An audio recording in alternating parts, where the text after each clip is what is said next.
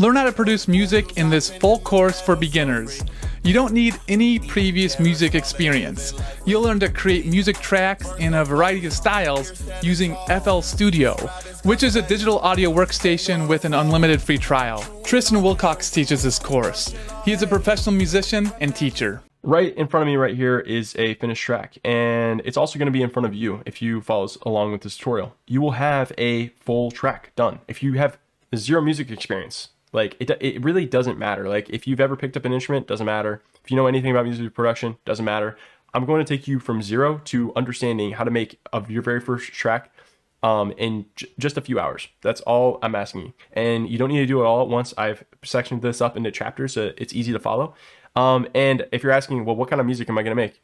I'm doing EDM, hip hop, and orchestral music, and it doesn't really stop there. The things I'm going to be teaching you, you can take into any genre. So I hope you guys enjoy this course, and you're going to make your own versions of these. So if you don't like the way I did something, change it, do it in the tutorial. And I have a lot planned, and I'm really excited, and I hope that this is helpful. Alright guys, I really wanted to show you just what is possible with FL Studio. So I'm going to play a song that I made and I professionally produced, mixed, and mastered, and it's called Let's Boomju. Boomju is the name of my pet rabbit, and so I hope that you guys enjoy. I think it's honestly a banger, and so we're going to play it. This is on my YouTube channel, Tristan Wilcox. So without further ado, let's just play the song. Here we go.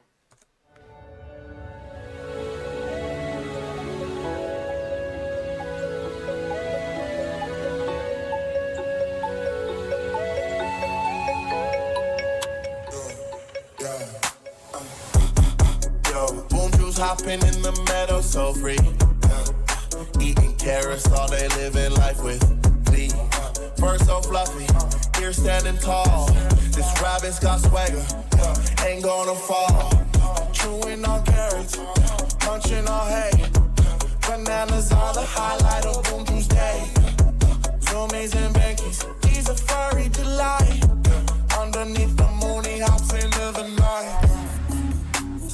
Meadows, Boomju roams, living life like he's on his own. Through the meadows, Boomju roams, living life with dreams of his own. Yeah, Boomju, boom, boom, boom.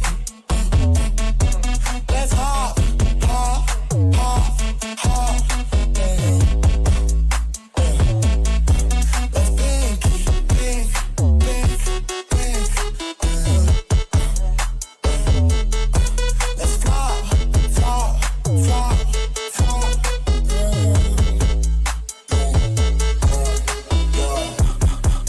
Rabbitings might be having sand. Always obvious what the problem is. Bumps the ground in stress. Polar opposite when the comfort hits. He's a loaf of bread. Jumping to the window, looking at what he can see. This pony's got dreams. You might find him chewing cardboard all up with his teeth. You know he's black and white like old TVs or referees. Boomju hit the pink key. Y'all gon' remember me. Y'all gon' remember me. Remember me. Y'all gon' remember me. Remember me.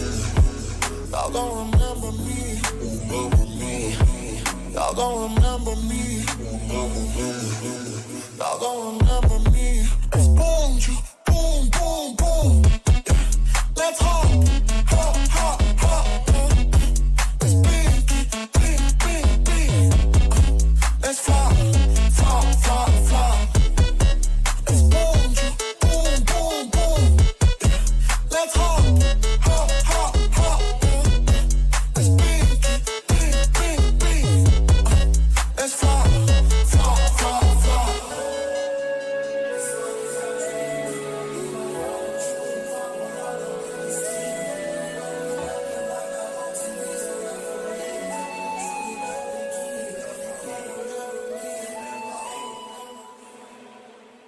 All right, so as you can see, that was a really fun song to make. I'm not gonna lie. It was hilarious. So yeah, this is what's possible with FL Studio. You can make a song just like this, but banana and rabbit not included. But I hope that you guys have an extremely fun time watching this tutorial and you learn a lot. Also, if you make it through the whole tutorial, you're awesome. You're an awesome person being. And if you don't make it through the tutorial, you're still awesome. But you could be awesomer if you made it all the way through the tutorial. True story. Okay, let's get started. Let's go. First things first, we're going to want to head over to image-line.com and you're going to pick up your copy of FL Studio. Just click download there and follow the installation process. Super easy. We're going to be using the free version of FL Studio through this course, but there are paid editions that give you more features if you're interested. Then what we're going to do is we're going to navigate over to Vital. And this is vital.audio, and this has this synthesizer is so amazing. I can't believe it's free. It's so good. We have to get this because I'd be doing you guys a disservice if I didn't have you download this. So you're going to get Vital Audio, and this is going to help us through the tutorial and give us a huge leg up starting off making music here. The next thing that you're going to head over and grab is labs.spitfireaudio.com. This is, again, this is just an insane value. It's completely free, and there's no reason in my mind why you wouldn't get this if you're starting off. So the last but not least, we're gonna go over, and in my free Patreon tier, you guys can download here, let me show you guys. If you head over to my collections right here, click that and go to starter sample pack. I'm gonna give you guys 3 parts to my sample pack, which are completely free to use. So you're just gonna click on this post, and I have attached here TW starter pack part 1, part 2, and part 3. And when you get these, what I'm getting you guys is a sampler, a synthesizer, and a free sample pack. And this is going to aid you so much in your music production process. And I really wish I would have had this in my first tutorial, because I felt like there was just so much that you guys could benefit from by having these things starting off. And if you wait until the end of the tutorial and you guys actually finish your track, I have this prize tab right here, and that is going to be a ton of extra free samples and plugins, which I am holding back from you guys because it'd be a little bit overwhelming to install everything at the same time. And I kind of just want to open that up for you guys once you have your first track under your belt. And I think that you guys might be more interested in that after you had done some music production rather than installing 50 things before we start. So these 3 things will be great for starting. And if you finish the tutorial and interested in more, I got that here. So without further ado, once you install FL Studio, Vital, Labs, and my sample pack, you'll be ready to start following along with me in this tutorial. Eating carrots all day, living life with. Okay, great. So now that you have FL Studio installed and you got all the rest of the things that we're going to need for this tutorial, you're going to head over to File, New from Template, and you're going to click Empty. And it might ask you save your project, so you're just going to click No. And by doing this, it's basically just going to wipe clean and just give us a fresh slate to work on.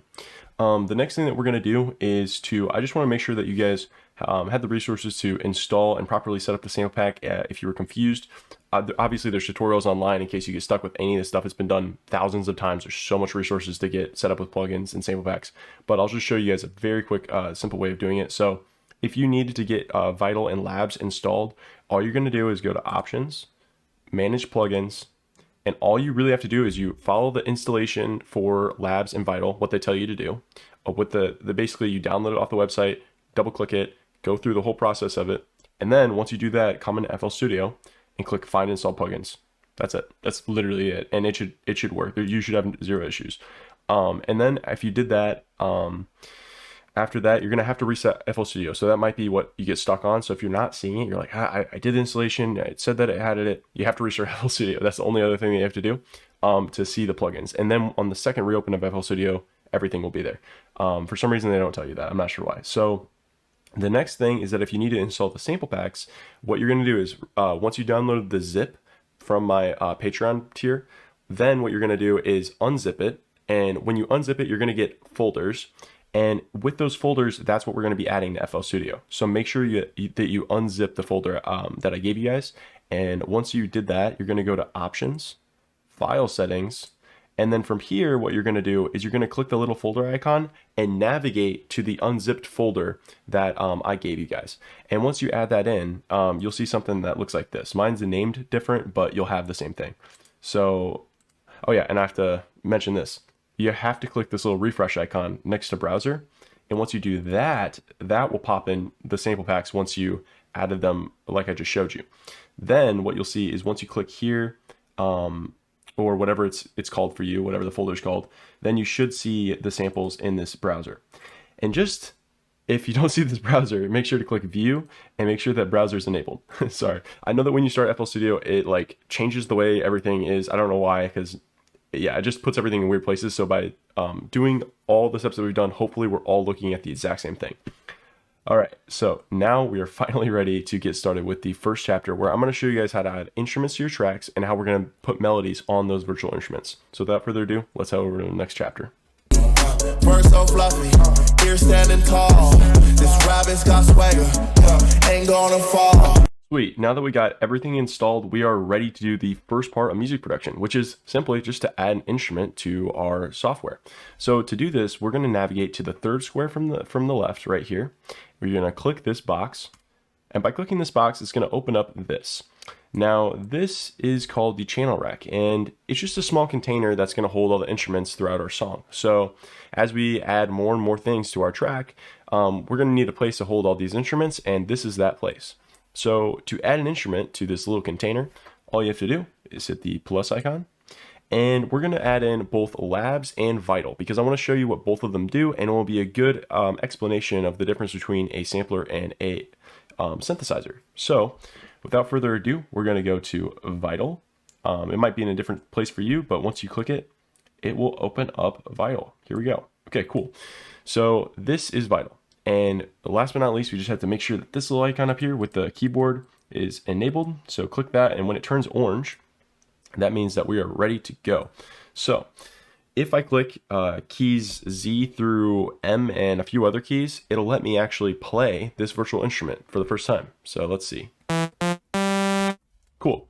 So a synthesizer is basically a computer-generated harmonic that can be in a different waveform, and these different waveforms all sound different. So you can click these little arrows up here, and it will give us different waveforms that we can test out. And then you just have to click this top bar again and to let your keyboard play.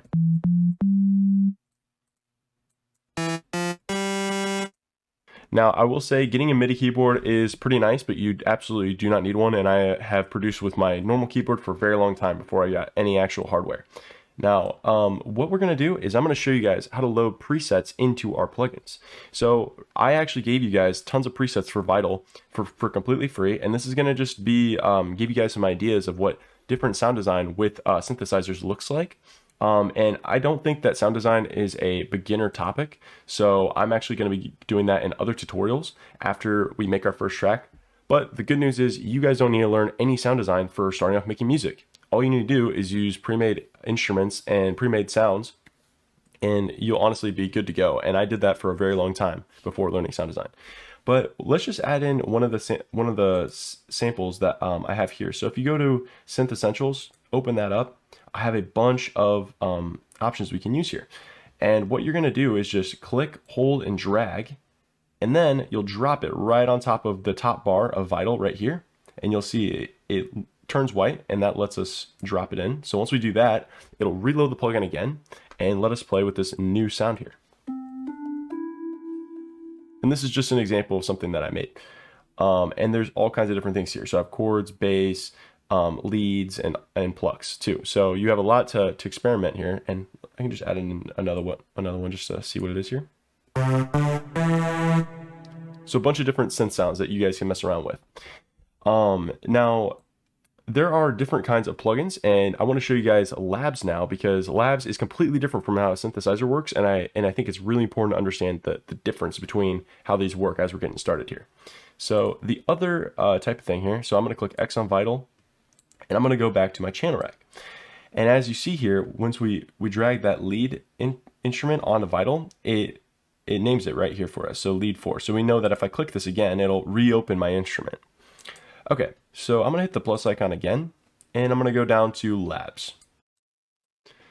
Okay, so now that we opened up Labs, this is what's called a sampler. And a sampler is different than a synthesizer in one important way, and that's that the computer doesn't generate the tone from scratch. It actually uses a pre-recorded instrument, and it lets you play that instrument at different pitches on basically through the program. So as you can see here, if I switch, I'm going to just click this top arrow up here, and I'm going to go to piano, and I'm going to click soft piano and double click that. And that's going to open a soft piano. And these are recorded piano sounds. in this plugin here. So if I just click the keys, you can hear that it is a piano. And this is not a harmonic that's produced by the computer. It's actually just, they used a microphone, recorded a piano, and then put it into the plugin. Obviously, there's a lot more complicated ways that makes it sound a lot better, but this is the gist of it. And if we click this arrow, there's all kinds of different things that you guys have here that you can choose from. So I just want to give you guys a bunch of options here. So if we just click here and then hover over it, you can see that there are all kinds of different instruments that we can use. So hopefully you guys see that by having a synthesizer and by having Labs, which is a sampler, you have a lot of different options and different types of sounds that we can add to our songs. And we're going to be using both Labs and Vital for the different types of genres of music we'll be making later on in this course. But now that you have these virtual instruments, I want to show you guys how we can actually start putting notes down in the piano roll. So you're going to click X on Labs up here. And you should see here we have Labs and we have Vital, which is titled the preset that we added before. So let's just right click on sampler and just delete it. So we'll just delete it right there. And now we should just have Vital and just have Labs. Cool. So I'm going to click on here again. I'm going to click this little down arrow on Labs, and we're just going to navigate back to the piano because I think this will be a good starting space for us to be able to understand how the piano roll works. All right, so you're going to click X on Labs, and now navigate to the second square from the left right here, the piano roll. We're going to click that, and it is going to open up this new piano. And you want to think of this as basically a piano that's rotated vertically, and that's basically all it is. And if we go up in notes and then down, that's how the pitch goes up and down like that. And then time goes from left to right. So let me show you guys how this works. If I hit space, you see that it's playing the notes from left to right. So another version of this would be this. So as you can see, the piano is basically just rotated, and then it moves this way as the song progresses. So this is how we're going to make all of our melodies and chords. So to add in notes, all you have to do is just left click anywhere you look, and it will add in a note somewhere. So to do that, you got to make sure that you're on this little pencil tool up here, and it will let you draw in notes. And just to have some extra control over what we're going to be doing with this, go up to this arrow key, go to edit, and make sure allow resizing from left is enabled. Then go to view, go to scale highlighting, and then make sure to click automatic. All right, cool. So once we click all those things, what we're going to have is we're going to be able to place notes on key, and we're going to be able to control our notes with greater precision. So what if I just add a note here, and I'm just going to hover over to the end of the note and just drag it all the way to the end.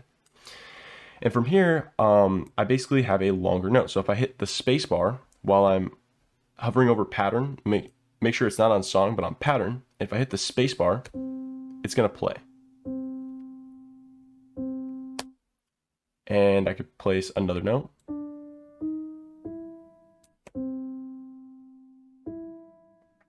And if I want to get rid of that note, I can hold right click and then just take it out. Now, just to show you guys some other things, like you can put multiple notes in the same place. So you can stack notes to make chords. And I could just do that again real quick.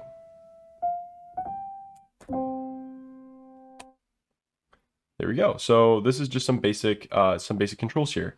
Now, if I hold Control down while I do left click, it's going to allow me to select multiple notes at the same time. And then I can control all those notes by, I can control their size like this. I can move them all at the same time, and I can drag resize from left, which is what we enabled. So you have all these controls at your fingertips that you can now use to move multiple notes at the same time. And while all these notes are selected, you can actually hold Shift and left click and copy all the notes. So we have Control left click to highlight notes. We have Shift right click to copy notes. and we have right click to delete notes. And while we're at it, I can also show you guys that we have other tools up here that you guys can mess around with. We have, for instance, the slice tool, and this will let us slice notes. And we also have the paintbrush tool, which allows us to paint in notes. And we have the other paintbrush tool that has a little X icon there that lets us mute notes. So there's lots of options and different things that we can do here. I just want to show you guys really quickly how to navigate the piano roll a little bit as well. So we can scroll wheel on this darker bar right here, and that will let us zoom in and out on our piano roll. And if we scroll wheel in the top right corner here, it allows us to shrink and enlarge the piano roll as well. So we have a better view of what we're working on. And then dragging this left and right and dragging this lets us scroll up and down. And scroll wheel in the middle lets us scroll up and down as well. So hopefully this gave you guys a better idea of how the piano roll works and the different functions that we're going to be doing. Last but not least, I mean, we're just going to be making chords and melodies right away. So if you ever get lost, remember you can hit the channel rack at any time, and that'll bring up our plugins, and we can start using that to put notes on the piano roll. And just to make sure that if you guys got confused, you're like, hey, he's playing the piano and I'm not able to get to the piano. If that happens, no worries. You're just going to hit up here where it says piano roll, and it should tell you the name of the instrument that you're putting notes on. But if you want to go to a different instrument, what you can do is you can just click that other instrument, and it will take you to the other one.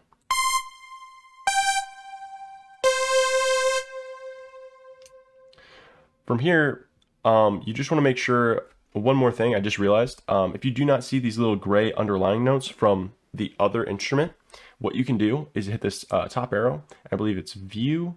Yeah, it's view, and then you're going to go to ghost notes. And by enabling ghost notes, you're going to see the notes from the other instrument. And this is cool because that means that I can kind of see where those notes are and think about where I want to place notes with other instruments based on those. So this is just a really cool way. And if you want to just quickly go back to that while you're working, you can double right click and it will take us back to the other instrument. And to get back to there, you can just click here. So without further ado, I think we are ready to move on to the next chapter where I'm going to show you guys how to actually make chords and melodies. So this chapter, I showed you guys virtual instruments, the difference between a synthesizer and a sampler, and you should understand basically the differences between a synthesizer and a sampler.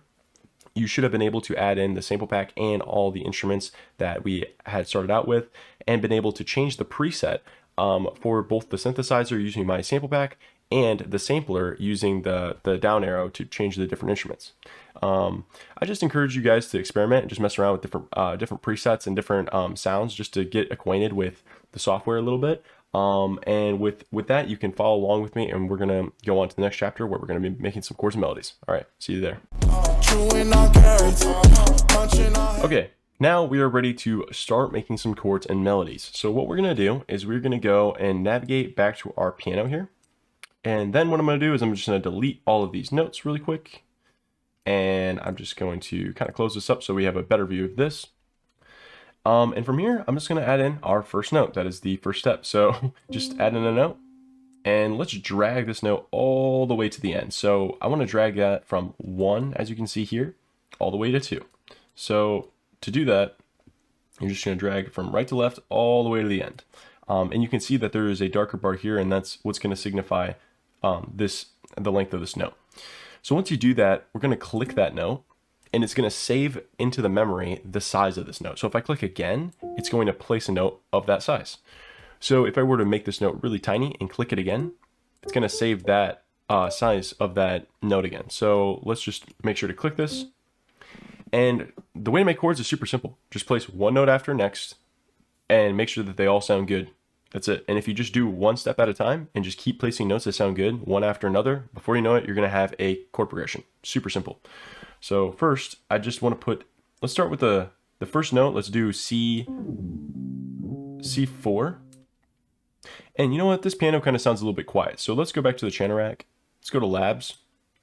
And where it says VOL, that stands for volume. We're just going to increase this just a little bit so I can hear it a little bit better. All right, after that, you can just click X, and we are back here. I'm going to click X on the channel rack, and we're back to the piano roll. Okay, that's much better. Okay, so after clicking C4 here, we have that note. So let's just hit play and make sure you're on pattern and hit spacebar. All right, let's add another note. Let's see what would sound good.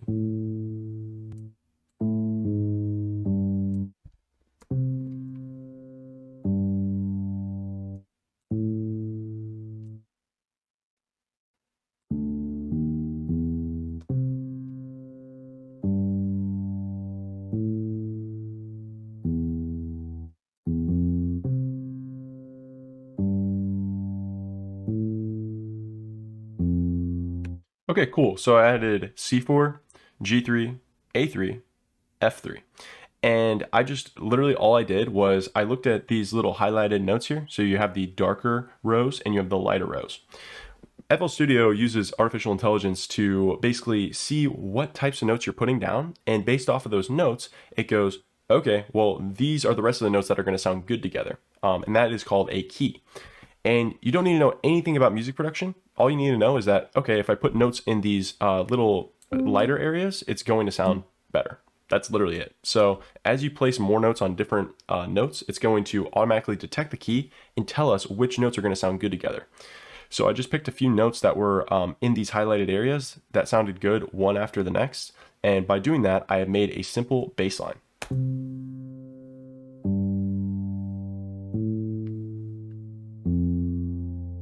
Cool. So from here, it's C4, G3, A3, and F3. And what I'm going to do is I'm actually going to hold Control. And well, actually, let's hold Control. Let's select all of these notes. And I'm going to just hold Control again. And then I'm going to hit the down arrow key. And that is going to put all these notes one octave lower. So now they should be a little bit deeper.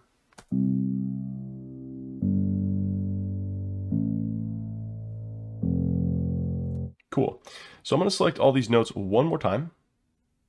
And I'm going to do Control C and Control V. And now if I hover over the red highlighted notes, you can see I have the whole bass line copy and pasted. And I'm going to take this, I'm going to put it right back over our original notes, and I'm going to hold Control and up arrow. And that's going to take our bass line and just move it one octave up. So now when I just right click anywhere else, it's going to unselect all my notes. And if I hit play,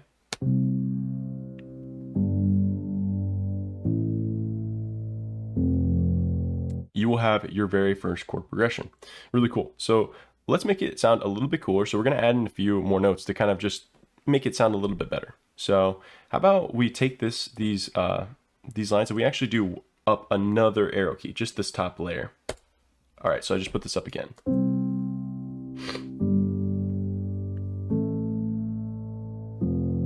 All right, so I'm gonna add notes one after the next, and you guys can follow along with me and see what you come up with. Okay, let's see here.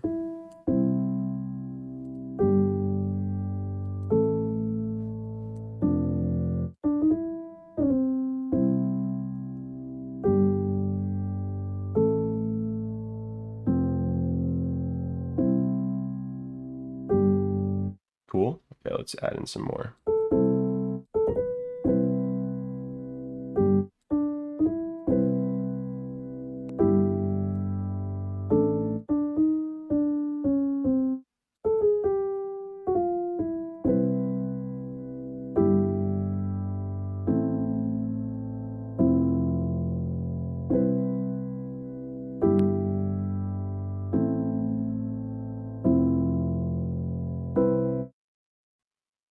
Cool. So I think that we have a pretty solid chord progression. I'm just going to try to move around a little bit more and see if I can find anything else interesting. And then I think we will be ready to make a melody on top of this.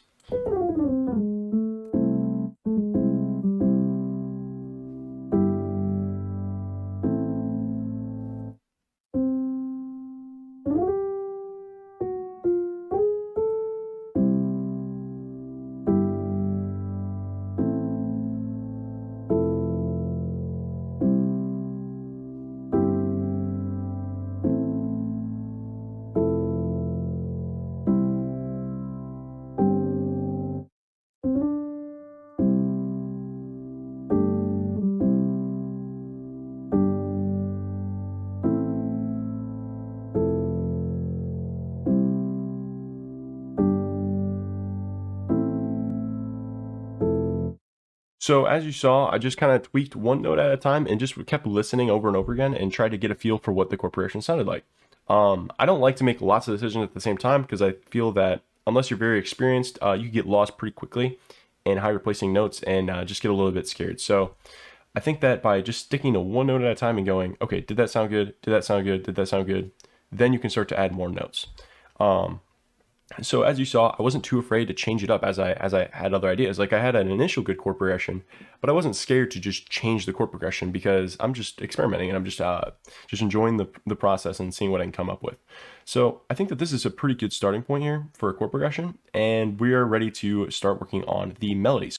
We're going to be making a bunch of melodies, but I just want to take this time to kind of just deeply explain melodies before we go into making the ones that we're going to be using for our song. So to give you just a very quick explanation, the way that melodies work is we're going to be taking repeated patterns and with a little bit of change. So I am going to explain this while I work on the ones that we're going to be using for our song, but I just want to give a little bit, after watching the video over, I was like, okay, I kind of got to go a little bit more into melodies. So just kind of editing Tristan is putting this back in there, but I just want to give you guys a better idea. So I'm going to put in a note and I'm going to show you guys how to do all this, but what I'm going to do is I'm going to make a rhythm. So let's make, what we're going to make is called a B, A, C melody. Okay, so I've made a pattern here and I want to explain how this works. This is called a B, A, C pattern. So we have what's called A, and I'm just going to kind of select this area to show you. So we have A, and then we have B, then we repeat with A, and then we have C. So what this means is we basically, A is going to be this pattern. So we have the two notes and then the one note. And we can see that A is repeated right here.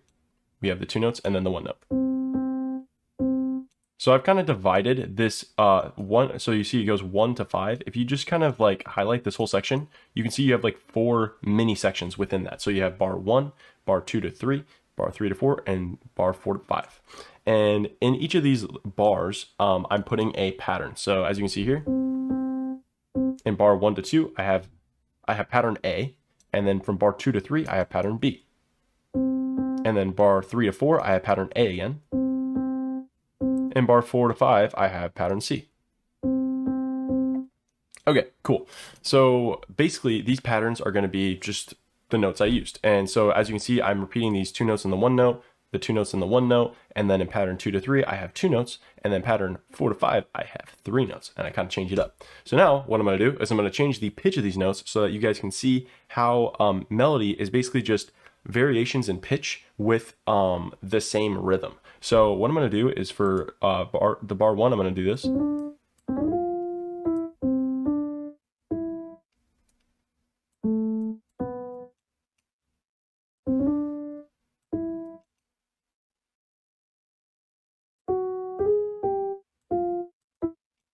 Okay, so this is actually the exact same rhythm. I just changed the pitch of the notes. So let's listen.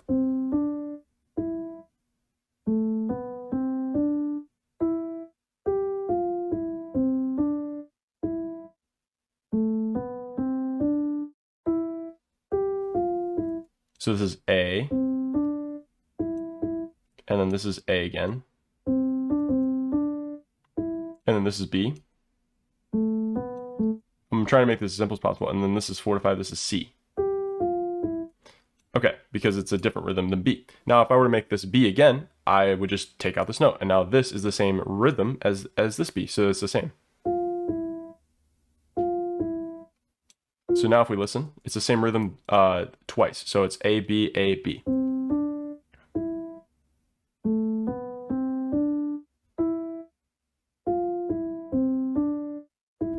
And this becomes C once I add in this note because it's a different rhythm. So by doing this, you can see that I keep the rhythm the same, but I have a pattern for my rhythm, and then I change the notes in that basically in each pattern to add variation with order, because this is how we're going to be able to not confuse the listener, but create an interesting melody. So what I like to do personally for my melodies, and all melodies, you can just try out a bunch of different stuff. I like to keep A exactly the same pitch and exactly the same rhythm. And then for B and C, I like to switch it up. So that's kind of what I like to do. You could technically have a B rhythm. So if I just take these notes and I'm going to move A here and I'm going to move B over here, and then I'm going to do this, take out that note, and now we have A, B, B. As you can see, the rhythm, it goes these 3 notes, and then I have these 2 notes and then these 2 notes. So let's listen to this.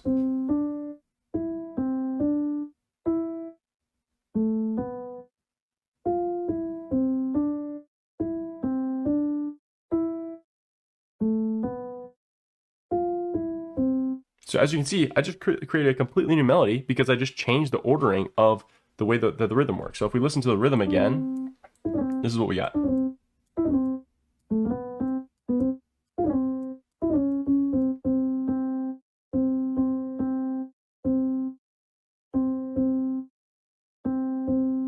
So as you can see, this is how rhythm and pitch work together to make interesting melodies. So I'm going to give you guys a few templates just that you can remember. You have A, B, A, B. You have A, B, A, C. You have A, A, B, B. You could do just A, A, B, where it's just like B extends. So like it's something like this, like.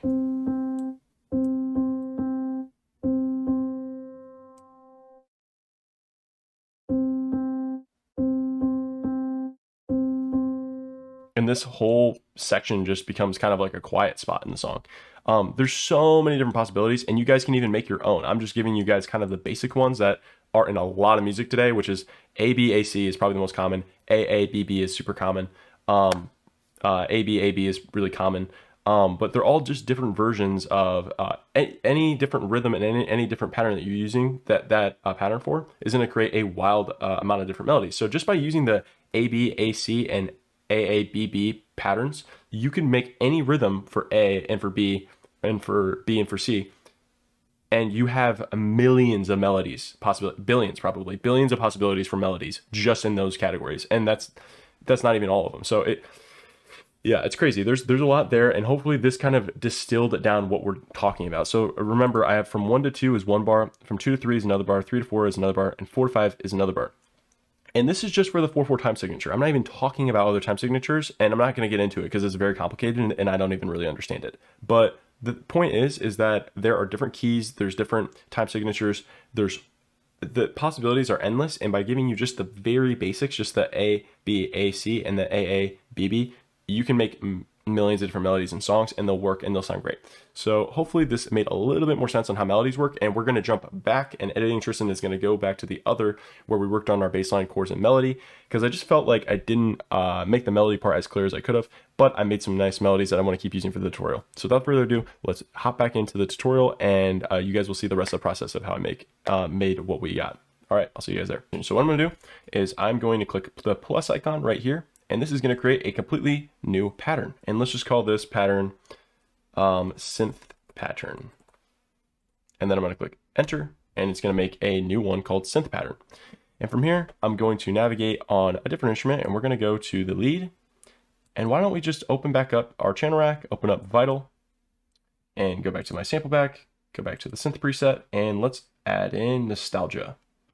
And we're going to hover over Vital and replace it. Boom. Okay. So now if I click X on Vital, X on channel rack, and make sure I'm on nostalgia, it'll put it all in the piano roll. All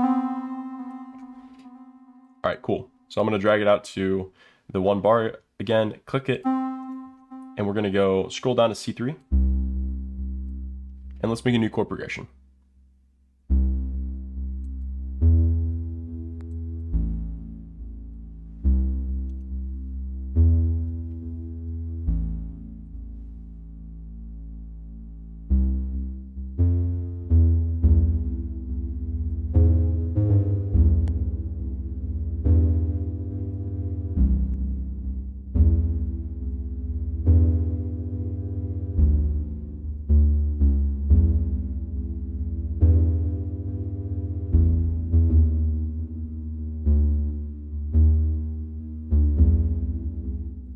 I'm going to take these notes, put them up in octave.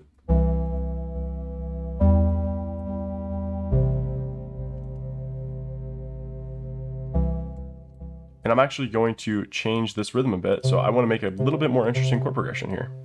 So let's do this.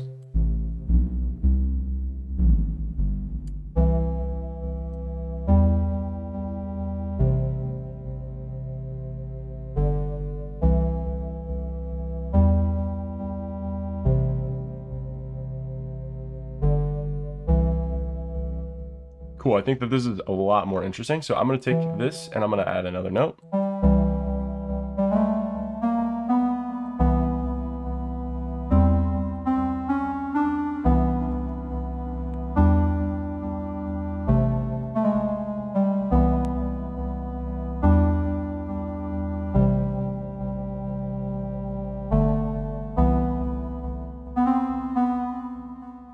Let's take this and put it up an octave higher and just see what it sounds like.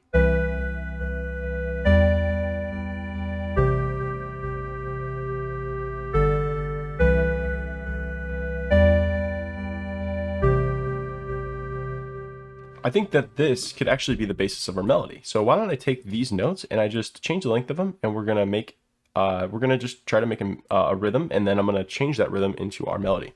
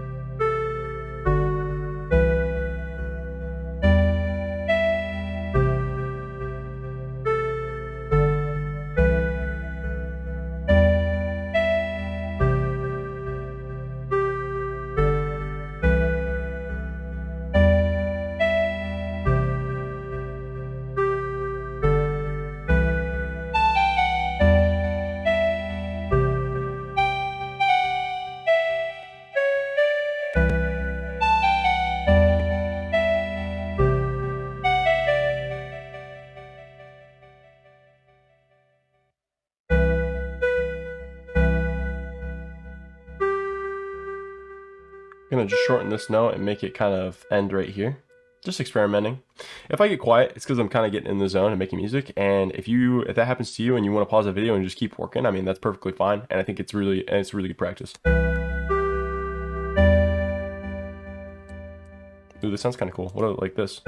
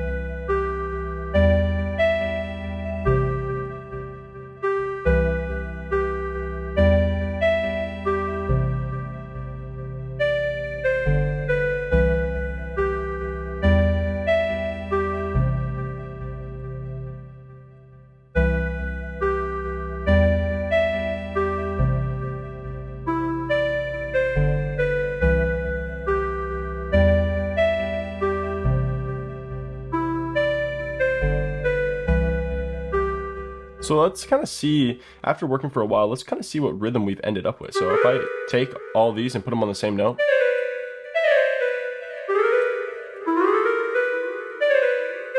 Let's see what I ended up with.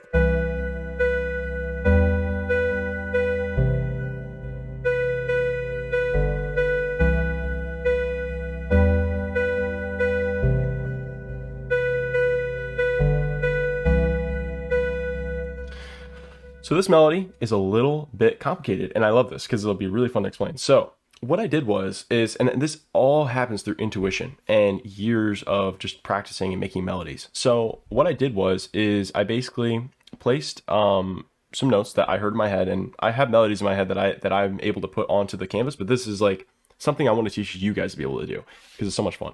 But I remember when I was starting out, one note at a time is the best way to go. But I'm going to kind of break down this rhythm so you guys get it. So what we have here is what's called a call and response melody. So let's listen to what the call and response is. So I kind of almost like think of this as like sentences. So like this first thing is like the first part of a sentence. And then there's like then there's the next part.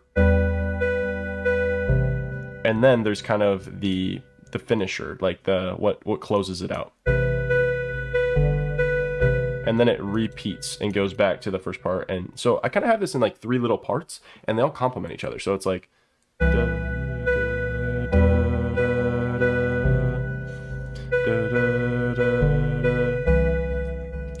so what happens is basically all these parts are talking to each other. So I have like some parts are repeated and some parts aren't. Actually, I have really no idea what I'm doing. It's kind of funny.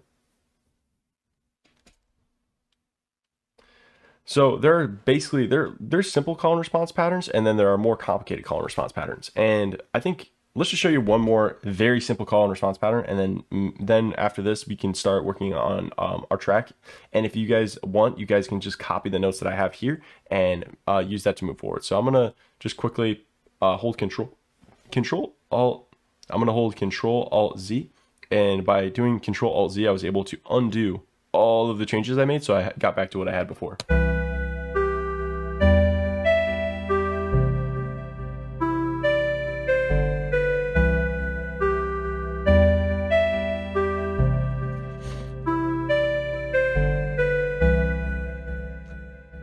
Cool. So we have that, and then if I go up to this little down arrow, I can navigate to the other pattern that we had before.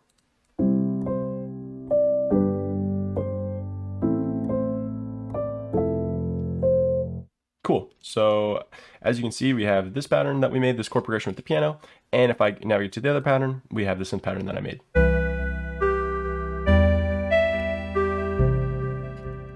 So hopefully if you guys can break this down, what I'd like to see from you guys is, if nothing else, copy what I have right now. And it'll help you be able to make your first track. And then what you can do, and this will be really helpful, copy what I have, tweak some notes, make it your own, change it a little bit. This will be great. If you make a mistake, don't worry, just go back to what I had before, try again, and just do this over and over until you make something that's your own thing. And I think that this will be really good practice. Just start, this is what I did. I would actually download other people's music, I would get it, and then what I'd do is I'd put it into my track, and I'd try to remake exactly what they made, and then I would change it a little bit, and then I'd have my own track. And this is a great way of learning. It's basically called using reference tracks. So what you guys are doing, and I don't have to explain everything that I'm doing, because by teaching you and giving you these lessons, I know the reasons it works, but if you follow along, you'll get the benefits of it. So what I'm basically doing is I'm making one giant reference track that you guys are going through with and tweaking and making your own. That way you guys have your own song. What I don't want you guys to do is go through this whole tutorial copying exactly what I do and then having the exact track that I finish with, because that would be really boring. But I want you guys to take liberty in trying to change some things and make it your own melody, your own chord progression, because I think it'd be really cool. And if you get stuck, you can always go back. There's no punishment. So there's only reward by trying. So hopefully this doesn't discourage you. I've been making music for like 10 years. So you kind of understand, like, all this stuff comes secondhand, like this to me, because I've just been doing it for so long. It is the point where I can hear a melody and go, oh, I'm going to voice memo that and then bring it back to FL Studio and be able to put that in.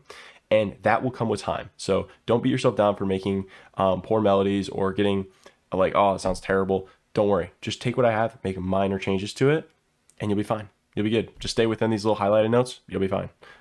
So without further ado, we're going to move on to the next chapter. I hope the words of encouragement, you don't want to quit, because I know that like I did a lot of this pretty fast and I wasn't talking because I was kind of in the zone while making, which is when you do your best work. It's when you're in the zone. So hopefully you guys understand. It's always the fun thing with doing creative fields is like you get in the zone while you're working and you're like, oh, I wasn't talking at all because that's my left brain. But anyways, so we have a couple patterns here. We have a couple start. I can already picture the the start of these next tracks, so it's gonna be really fun finishing up the 3 different songs that we're gonna be making. But without further ado, let's head over to the next chapter. You guys learned how to do bass lines, chord progressions, and melodies. And so hopefully this made a little bit of sense, and we'll be able to move on to the next part here. All right, see you guys there. Bananas are the highlight of Boom Juice Day. Now I'm going to navigate back to my synth pattern that we had before, and what I'm going to do is I'm actually going to create I'm going to get a few different presets so that we can put a different instrument for our bass line, our chord progression, and our melody. And we're going to listen to how this sounds. I think it's going to be really cool. So what I'm going to do is I'm actually going to go back to my channel rack, and from here, all I'm going to do is I'm going to take, let's just do, I don't even know, let's do 808. And let's drag that into my channel rack. And that's gonna open up a new thing of Vital that's a completely new sound. Okay, cool. So now we have what's just an 808. And what I'm gonna do is I'm gonna take this decay knob and I'm just gonna move it up like this. And let's listen to what this sounds like now. And let's make it a little bit quieter by dragging this little arrow down. Cool. Okay, so now what I'm going to do is I'm going to exit out both of those. I'm going to copy the bottom part, which is called our bass line, Control C. And now I am going to go over to my 808 instrument here. I'm going to do Control V, and I'm going to put that there. So as you can hear, that is way too low, and I can barely hear the bass. So I'm actually going to do Control up arrow, and move it up an arrow. It's just to move it up an octave, I mean. Still too low. I'm gonna move it up again. Let's listen to it now.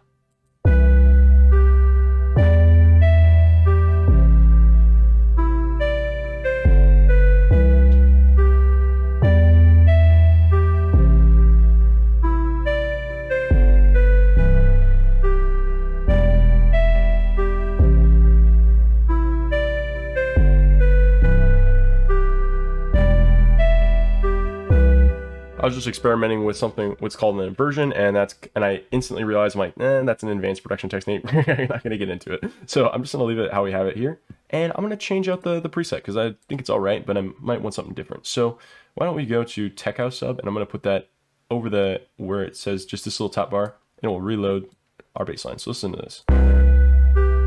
It's way too loud, so we're gonna turn that down. It's actually distorting.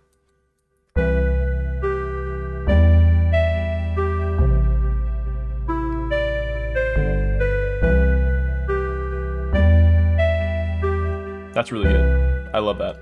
So now what I'm going to do is I'm going to copy the melody on top here, Control C, and then I'm going to delete it, but I saved it because I did Control C.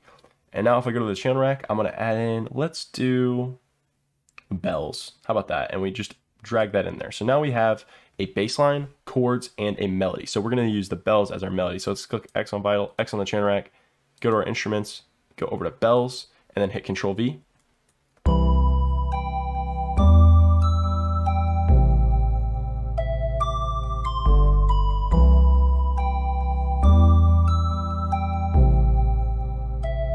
Maybe we want this down an octave. Let's hear what that sounds like. So Control down arrow.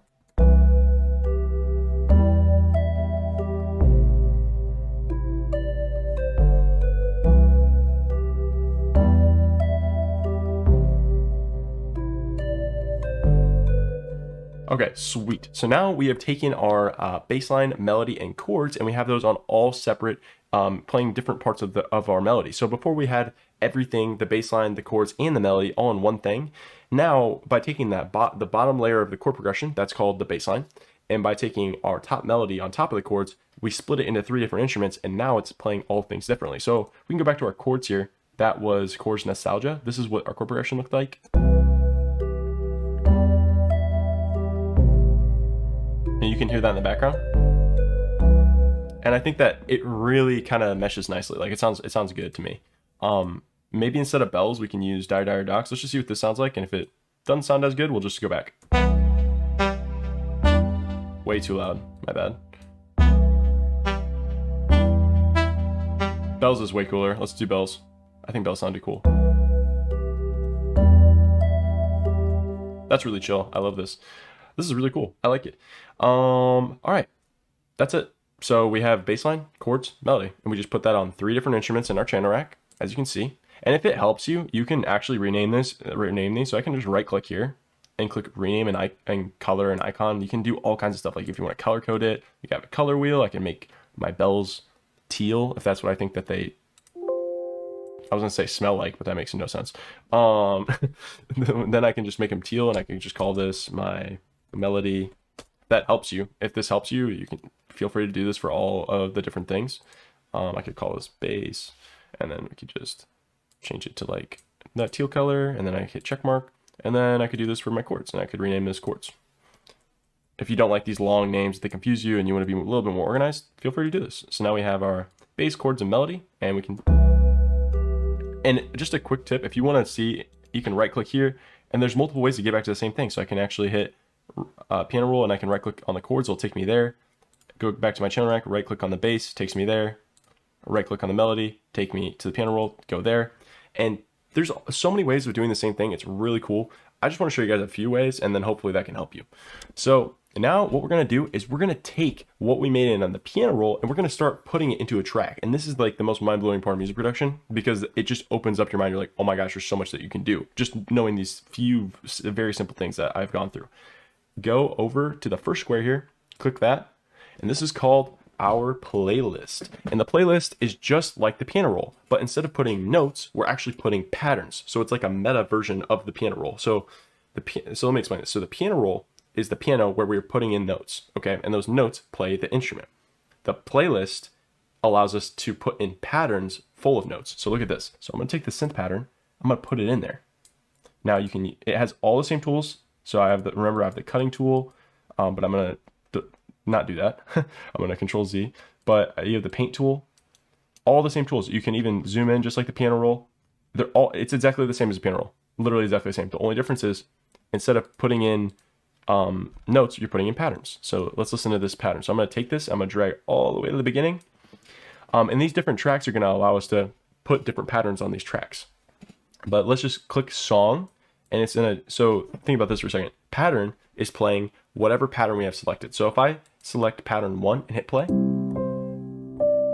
it's going to play our piano. But if I hit the synth pattern right here and it's under pattern, I hit play, it's going to play the pattern that we just had with the other thing that we were working on. So now if I hit song, it's going to play what's ever in the playlist. So whatever pattern we put in the playlist, it's going to play that pattern. So I'm going to show you, make sure that to see the patterns, you click on this piano icon. There's samples here and automations here, and that will be later in the course. But right now, we're just going to stick to the patterns. So if I hit play while it's hovered on song,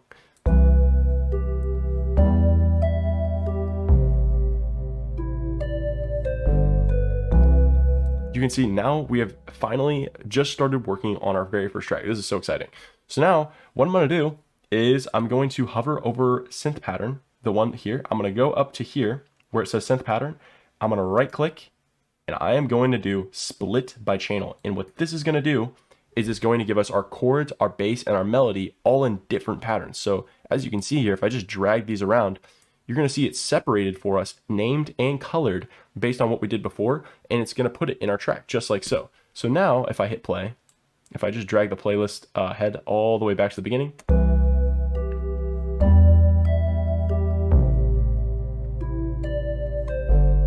it took our pattern and it unpackaged it from the instruments that we chose and just put all the instruments in separate patterns, which is so cool and really fast workflow. So now I can take away the melody, and maybe I want to put the melody here. And maybe I want to move this forward a little bit, so I hold Control and left click and it moves all of my patterns just like what I was doing with my notes before. So now I have this.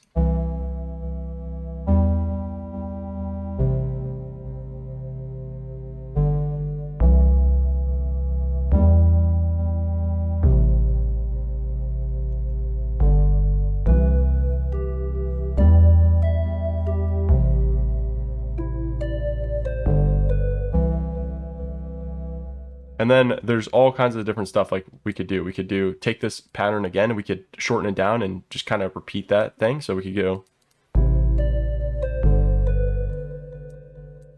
and then maybe I hear that here.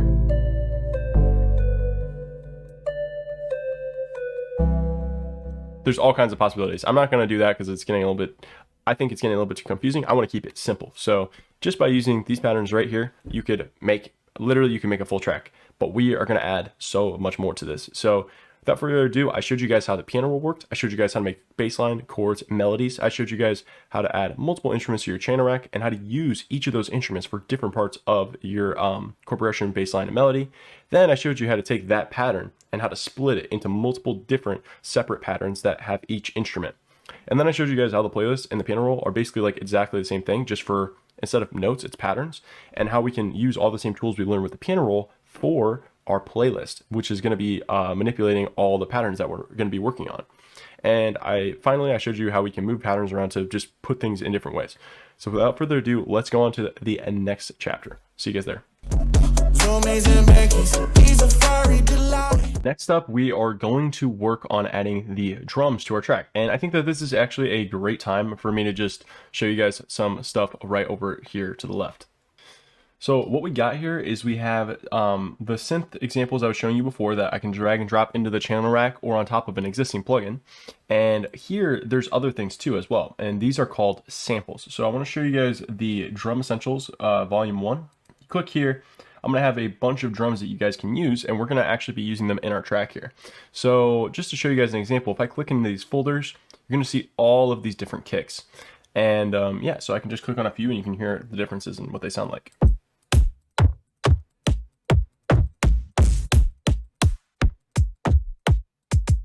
So there's all kinds of different examples there of different kicks. And these are all mic samples and they're completely copyright free, so you can use them in any of the stuff that you're working on, and I do not care if you're using a full song or whatever, completely free to use. Same with everything else. So I wanted to show you guys quickly the samples, and this chapter we are going to be putting making the drums for our track, but I just quickly want to show you guys a couple other things that are in here just so you guys are aware. So I also have effects. So we have effect racks, we have foley, also different effects here.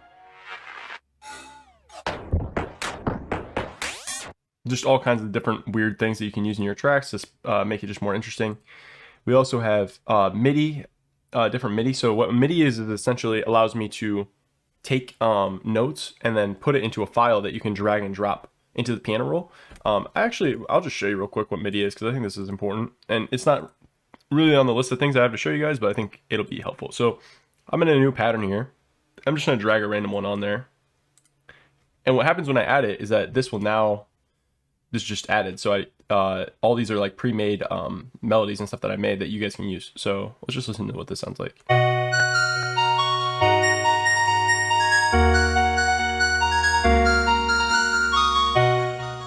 You can tell this is meant to be played at a slower BPM at like maybe like 100 or something.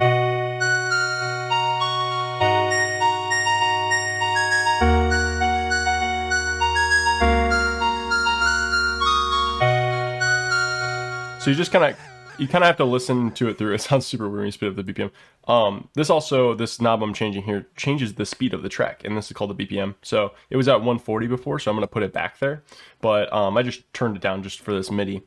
But that was just one example of different MIDI files that I've included here. And I just wanted to show you guys so you have a kind of a good idea. Let's see if there's some other ones I can show real quick.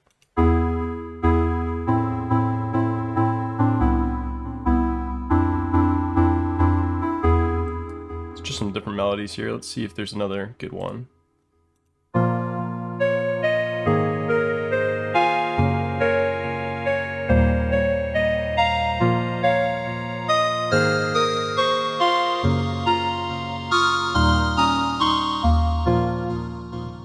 Where there was some weird stuff happening at the end there, but yeah, so that's just some examples of some of the MIDI that I've included.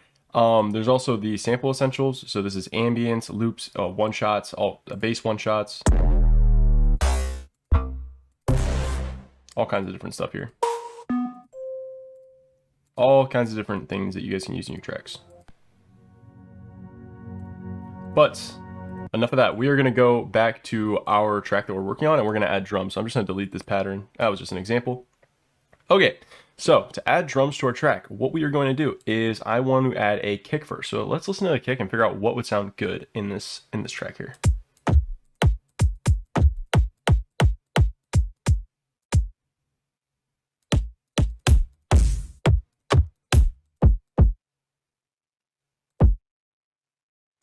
I feel like almost that one could be cool. It's a hip hop kick, but I think it could be cool for like this type of track. Okay, let's see. So I just literally just took that kick, drag and dropped it into my track. Now let's see what happens when I hit play.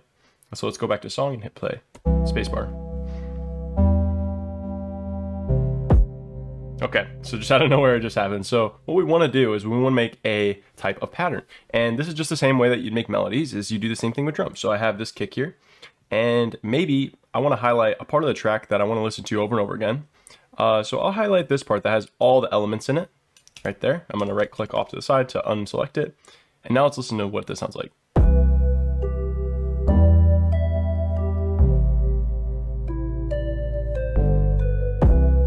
Let's say I want to kick every single time the next bar happens. So let's do that.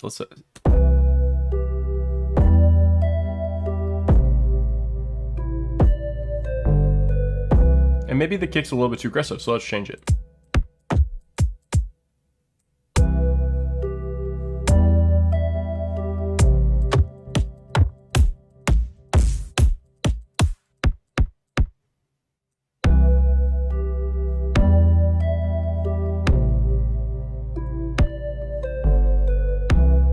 I like this kick. Okay, so now that I've added my kick, I'm just gonna add that to every single, the first start of each bar. So as you can see, 9 to 10, I add one kick, 10 to 11, one kick at the start. And it's easier to see once you just see the darker lines, the ones that are a little bit more bold. That's just where I'm placing that. So next I'm gonna add do I wanna do a clap or a snare? Let's do a clap. Let's see what this sounds like.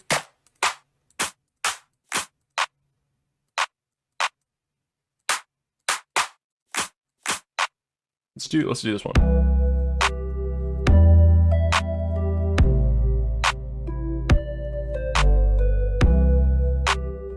Incredibly boring, but we're getting somewhere. So I'm gonna keep listening. And just look at the snares as well and see if there's anything here too.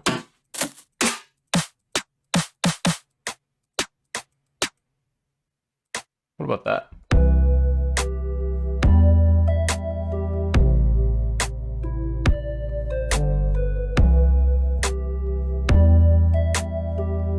So I'm going to go back to the kick here. So as you notice, now that we drag samples in here, it actually has a new row where we can choose the samples to put in instead of our patterns. So before, you remember that we had the patterns and we could click on one of these to put it in, as you can see there. But now we can do the same thing by hovering over here and going to the samples. This is really cool and neat. So what I'm going to do is I'm going to take the kick out again, and I'm going to just make this a little bit more interesting. So you see I put the snare in the halfway point between the kicks. And that's where I want to keep my snare for right now. But I think I want to change the kick pattern to be a little bit more interesting, because right now it's super boring. So let's kind of put some kicks in here and see what we can come up with.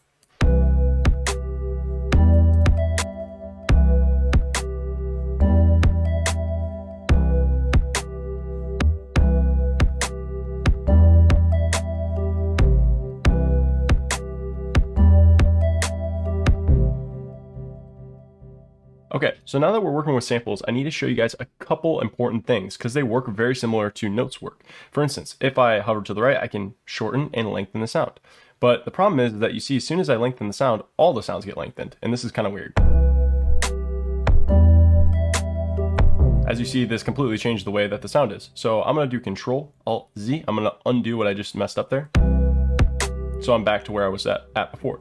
Now, if we want to just trim the actual duration and not stretch the track, we need to click this button up here. This little arrow right here, if it's off, this will let us change the duration of the track without stretching it. And this is really important because sometimes we do want to stretch the track, but other times we actually just want to cut the duration. And so right here, as we can see, the kicks layering on top of each other like this, it got rid of my kick. So what I have to do is I have to go to this kick and I have to select it, and then I have to hover over where it's highlighted over it, and I need to drag this to the left. That way it doesn't cover the other one. So now we can hear this. But before it was like this. See, so I need to get rid of that kick where it's overlapping because it's taking away from the song. So I'm going to delete the rest of the kicks on this half, and I'm going to copy and paste the first pattern I made over this side, just like so. So let's listen to what we have.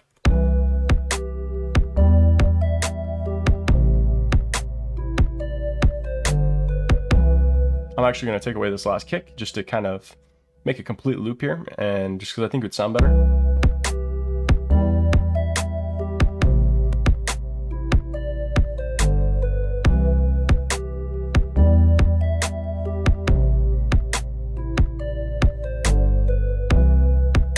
pretty cool.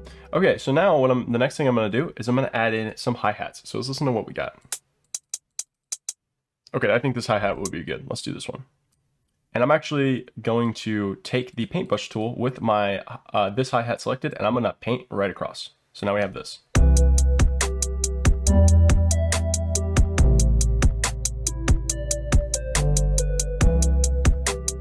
And now this is a great point for me to show you guys another way that we can manipulate samples, because the hi-hats are much too loud in my opinion, and they kind of overpower the kick and the snare. So what I want to do is I actually just want to highlight all these samples, because I want to lower the volume. And there's a really quick way we can actually do that, and that's by hovering in the middle right there, right on that dot. This is a completely new FL Studio feature that wasn't in my old tutorial, and so I wasn't able to cover it. But now they've added a lot more sample manipulation tools that we have at our disposal, and I want to show you guys how to use those. So here we can actually lower this and it will actually change the volume. So as you can see, I'm just going to lower it to like -3 dB. Let's listen to that.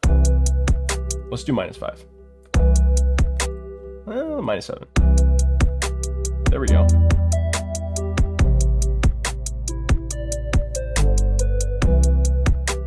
Very cool. I'm liking it. So now I might want to add an open hat.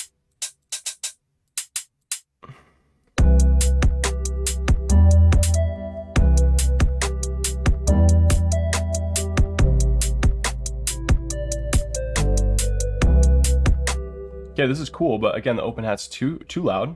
And as you can see, I put the small hi-hats all the way across. Those are closed hi-hats. I took the open hi-hat and it kind of goes on either side of the snare. It's kind of the way I like to hear it. So if we took away the kicks and just, oh, by the way, I can also mute a row here simply by clicking this little green dot, and that will mute that track. So now I can listen to it without that.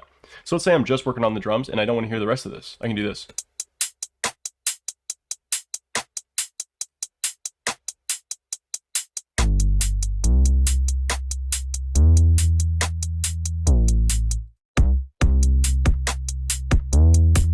So this is much too loud, so I'm going to actually lower the volume.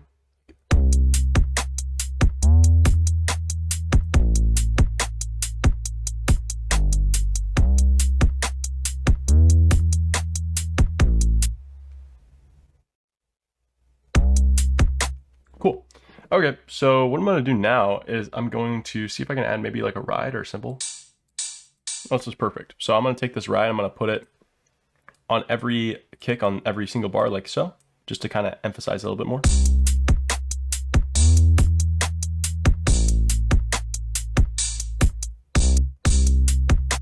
And you know what? I actually don't like the ride for this song, so I'm going to take it out. I'm just going to delete it. So this is a good point I can show you guys. So you just delete that sample and then it's gone. Yeah, so I don't think the ride will really work. And I also made you guys some pre-made drum loops as well, so you guys can listen to that.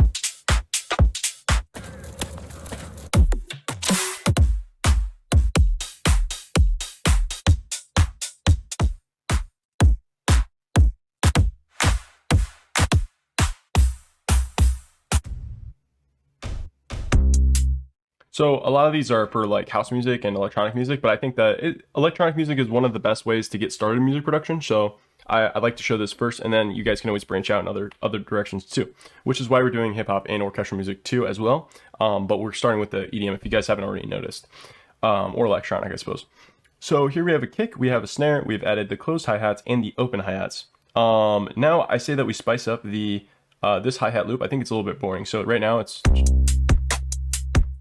just kind of like all kind of same old. So let's just add in some more hi-hats. So what I'm going to do, I'm actually going to hover on track 8 or whatever track it is that has nothing in it and is the last one that we haven't used.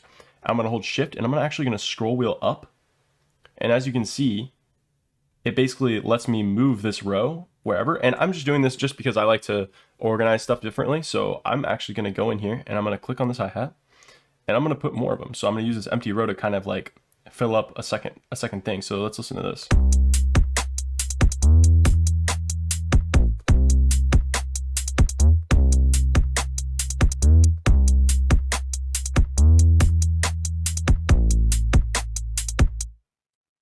That's kind of cool. So we can do something like maybe like this.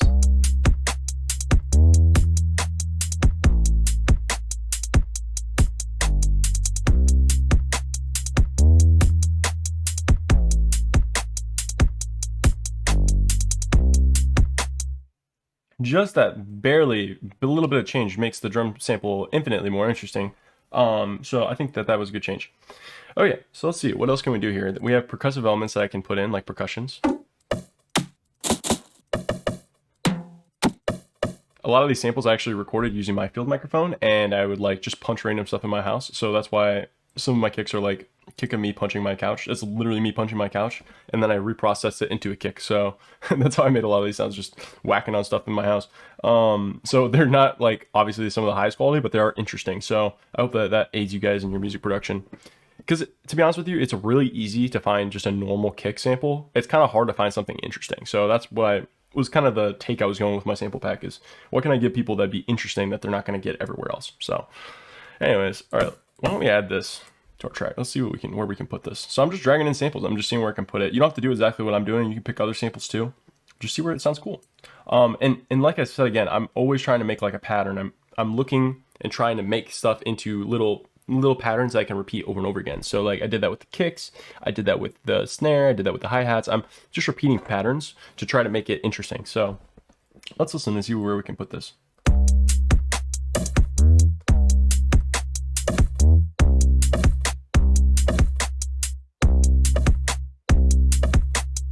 So maybe we want the sample here, and I turned down the volume like you guys saw before, but what if I actually wanted to shorten the waveform, but I didn't want to do it like this because then it'd be choppy. Because that sounds weird.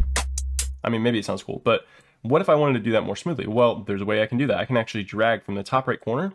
I can bring this curve down and it will let me control, hold on, I want to get that decibel volume. So if I zoom in here, I can actually, there's a little, what's it called? Like a little curvy line that I can control by clicking the middle, and I can do take that down so I can like smooth it out like quickly, but like not chop it off, if you know what I'm talking about.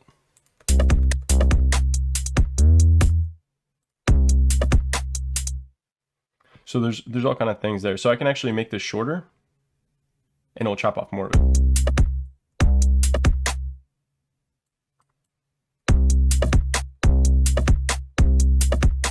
So as you can see, I was able to control, and you can do the same thing from the other side too. So I can actually do that, and I can come from this side, and I can kind of make it, I could make it like whoosh up.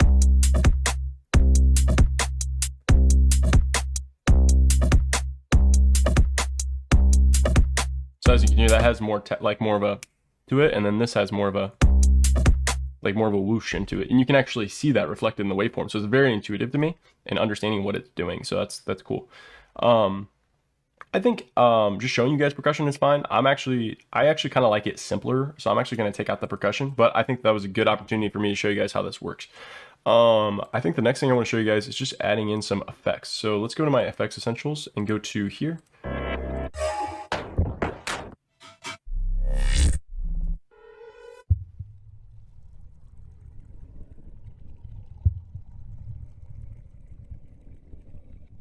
Okay, so this is kind of a cool sound effect. So this is actually what I was making for I basically, sometimes I'll take a prompt and I'll try to like sound design to it. So I believe this one was a scuba diver that was like slowly drowning and could hear his heartbeat. It's kind of morbid, but this was like what I came up with. So this is to show you guys like what's possible, like what you can make in FL Studio.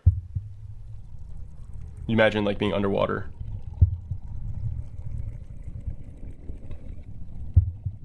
It's kind of freaky.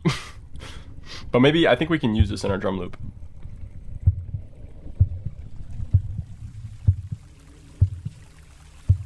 So he like comes up from the water, he gets out, and his heartbeat starts like regulating. Anyways, that was really fun to make. I could show you guys how I did that later, but let's just add in. I keep getting distracted. I'm having too much fun. Why don't I add in just some? I'm gonna take the effects here, and I'm actually just gonna drag it from the left and match it up perfectly with the start of the track right here.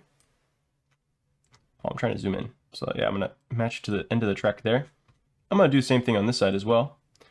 And now I'm actually gonna repeat this little sample, this little water sample throughout my entire drum loop, and it will act kind of as like this kind of background noise. So we'll do that.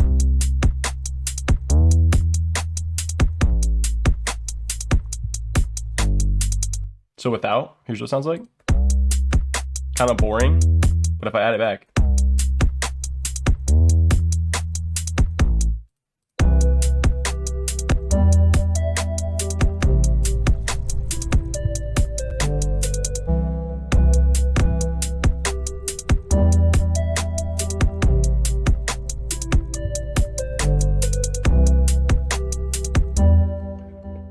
That's pretty interesting. So I was able to add in, I wonder if I should slow down this a little bit to like 126 maybe. Let's see what this sounds like.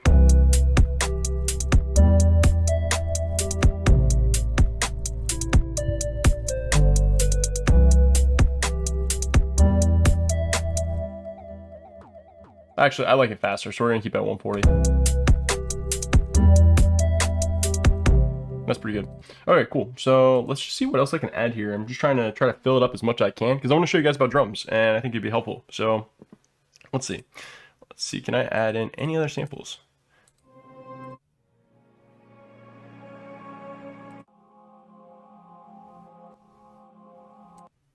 Okay, let's see if this sample fits in. It probably won't, but I'm just curious. So I'm actually going to put it in there and let's see what it sounds like. So as you can hear, it does not fit in the key at all. It sounds terrible. So hold on, let me show you guys something really interesting here. So I'm going to right click on this green dot right here, and this is going to solo out my chords. And now I'm going to enable this one that we just added, which is the ambience confusion. And you can hear it just does not fit at all. But I'm going to double click the sample, and double clicking it opens up this more controls that we can control it with, which is really fun. So I'm actually going to go to mode. I'm going to turn to stretch, and this will let me change the pitch of the sample. So let's just change the pitch up and down.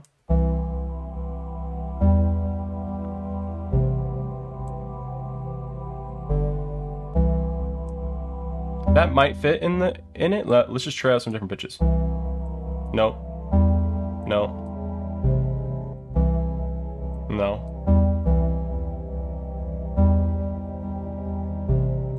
It's off.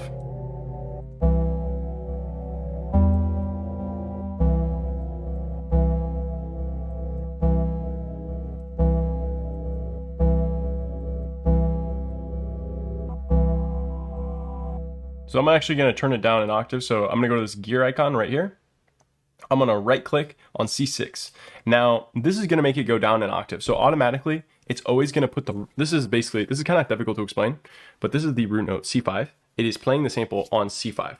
And so if I change the root note, it's actually going to pitch down the sample. So if I make it, all you really need to know, it's kind of hard to explain, but really all you need to know is that if I right click the C6, it's going to make it lower. If I right click the C4, it'll make it higher. So let's listen. That's higher. That's lower. That's the normal. So we'll just keep it normal. I actually don't want to use this because I think it might be a little bit too advanced. So we'll just keep it. I just had to pitch the sample one down to fit into the song. And I think I'm actually going to, let's mess around with some other stuff. I can also reverse the sample.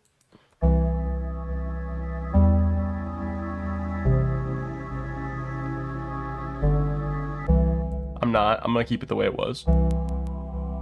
And there's in and out, so I can actually control, if I do out, it will actually kind of pinch off the audio. It looks like it's glitching there though. I'm not sure why. Yeah, there's some weird glitching happening with this one. It's kind of strange. But yeah, so basically there's the reverse, there's the normalize, which makes it loud, brings the peak up to 0 decibels. And then there's some other more advanced things here. But the big thing is that if you hear clicks in your samples, just change this to general or generic bleeding or smooth bleeding, and it will get rid of the clicks in the audio that you hear as you're playing samples. So hopefully that's helpful for you guys. There's a lot more I could go into here, but I do think that it is quite advanced, and it's not super necessary to making music itself. I just wanted to show you guys how you can quickly change the pitch of something. So let's just listen to this again.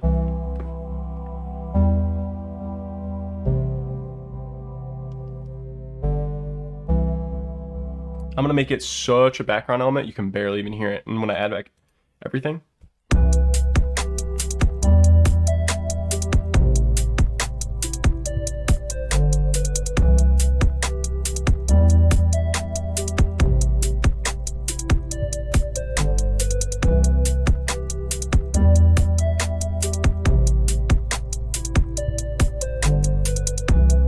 it's almost like a dissonant chord, but it adds to the atmosphere of the track.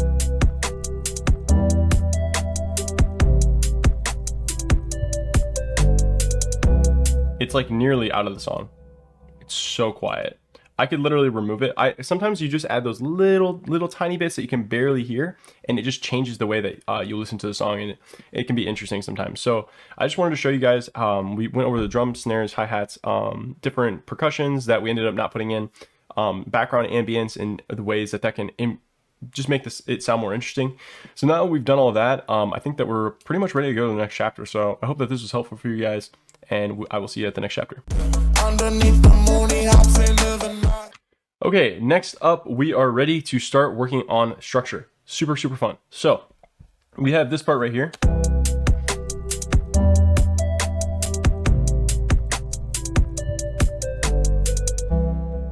And then it goes kind of more simple, and then it kind of works its way up. So what I want to do is I want to make an intro, verse, chorus, and I'm actually going to do it in reverse. So we're going to work on the chorus of the song first, and then we'll work on the rest of it. So I'm actually going to copy and paste from 9. I'm going to hold right click all the way to 13, and then I'm going to hold Control B, and it's going to duplicate it over to the next place, which is epic. So now we have this. And it's going to just copy and paste everything over. Sweet. Now I'm going to work on making the drop. So let's do that. And this is for EDM songs, so we're going to be working on making a drop. So I'm actually going to delete a lot of the stuff at the end here, and the only thing I want is this snare. So I'm going to take all the rest of everything out, literally everything. So like just like this.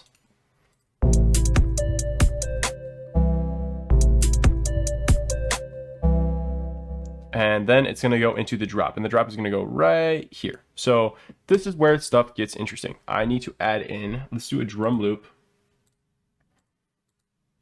And we're going to make it a little bit more, kind of like a lot more. So hip hop kick, let's do it. So we're going to make a new drum loop. So it's going to go like, and then snare.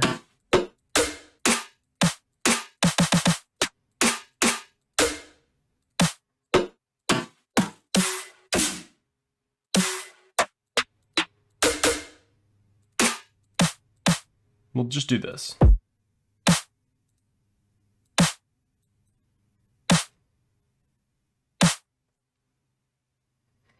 And then what we'll do after this is we will do house right after trap. So I'll do like a trap drop, and then it will drop into like bass house or something. So we'll do something crazy. It'll be fun.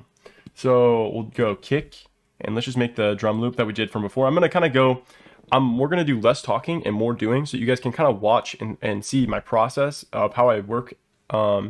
And you'll kind of just follow along with me if you'd like. And I'm going to be placing a drum loop here, and then we will work on the rest of the drop once I get that sorted out. So let's do that.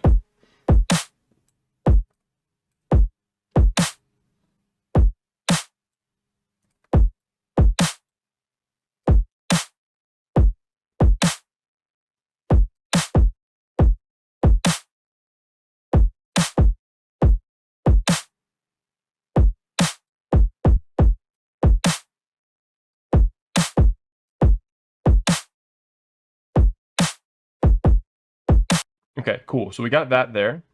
I'm going to take this bass line and I'm going to put it here. And I'm actually going to go to the top left corner of this pattern. Actually, I'm not going to do that.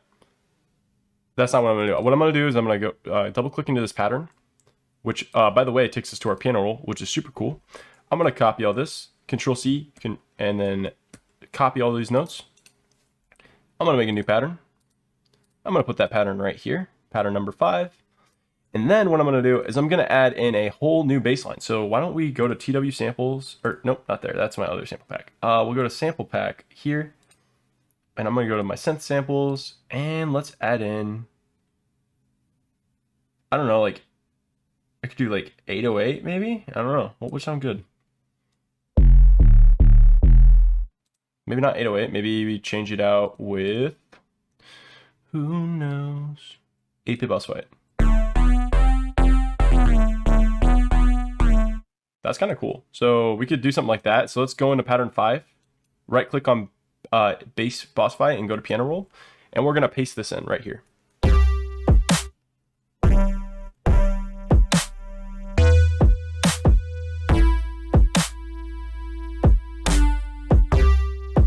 Okay, we're going to change this until I find something cool. So let's just keep changing the bass.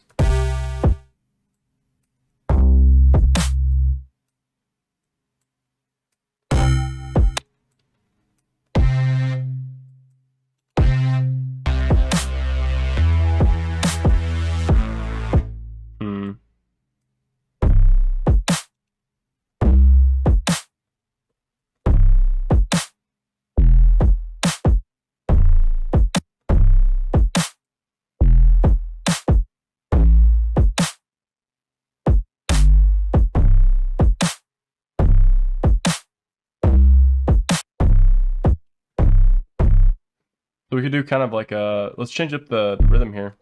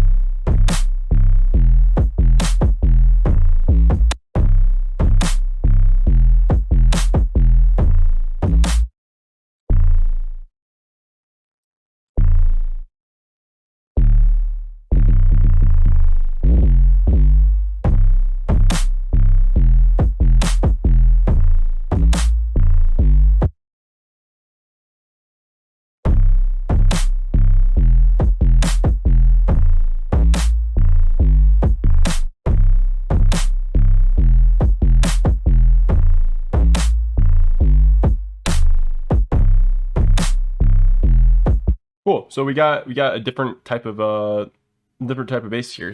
I actually almost want to like, I want the lowest note to be something different. I feel like it goes a little bit too low. So I feel like if the lowest note was like a, I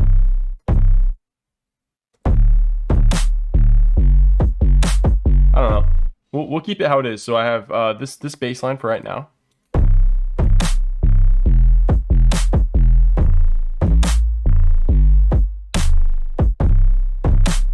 And that kind of fits because I think this will fit nicely with the melody. So I'm going to click on the melody and I'm going to copy all of this. So Control C, and it's just a copy that melody. You don't actually have to select all the notes. So I can actually just Control C, or you can select all of them. It's up to you. And after we do Control C, I'm going to add in another synth here. Let's do lead, and then let's just do like, I don't know, something. And we'll always change it later if it doesn't sound good. So I'm going to add in a new pattern, and I'm going to put that here. And I'm going to go to the piano roll again, and I'm going to paste it in here. So we got this.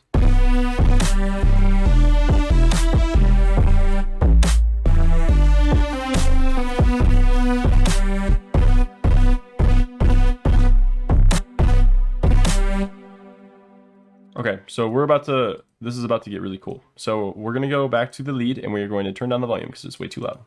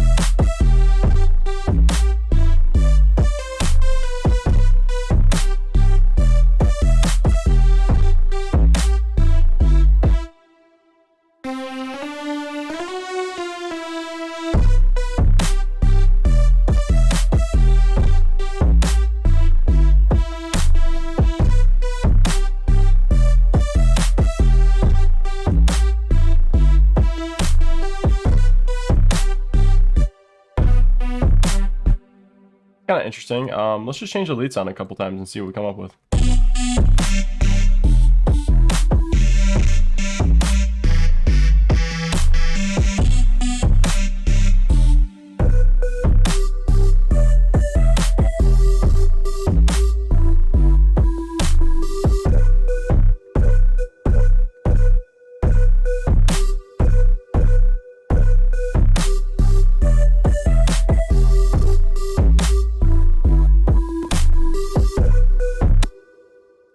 Kind of interesting. Why don't we do this? I'm actually going to go back to the old melody we have, because why not? And as I undo stuff here, I'm going to go back to my sound as well, bring it back, and I'm going to put this whistle back in.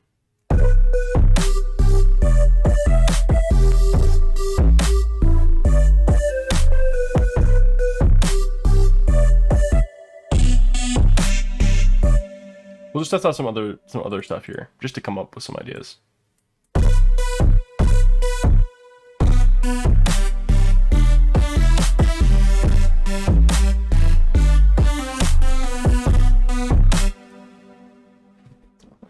Could be interesting. I don't know how I feel about it. So I might like, why don't we change this idea? So I'm gonna take this, I'm gonna start from scratch. I'm gonna copy that again, and this is just all part of the process, you know, like we're working on every part of the song, and I want to like make it the best I can. So I'm actually gonna take that out and put this in.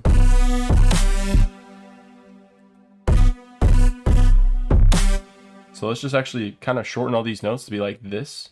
I actually can go like this and kind of just shorten them all at the same time. Kind of. And then I'll just shorten these and then shorten this.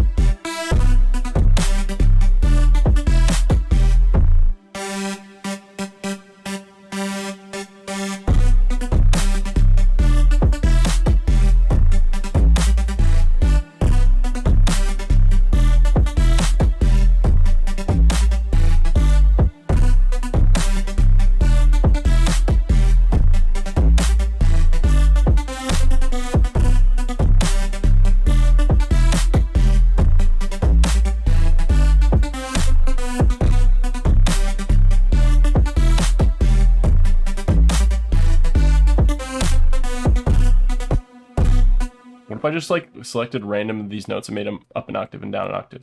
I don't know. This is all like fun music production stuff, like experimenting and seeing what would sound cool. Like I have no idea. Like I'm just messing around. So like if I did something like this.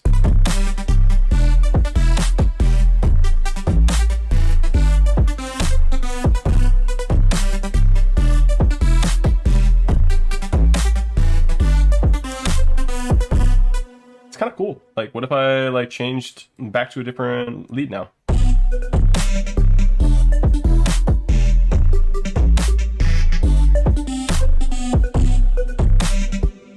Maybe something else.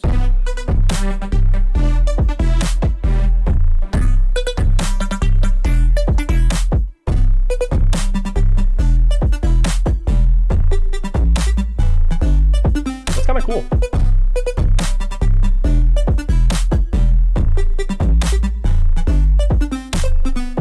And then what if this half was actually completely different lead? So I can Control C that and delete it.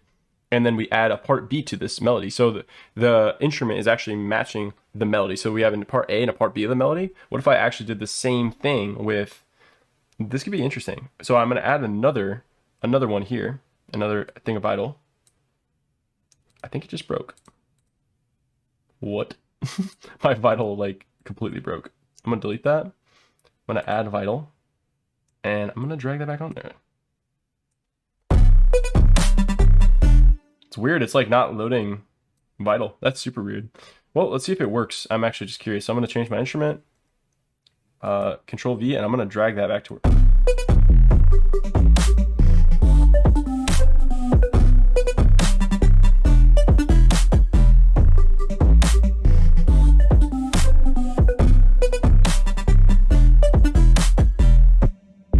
That's actually super interesting.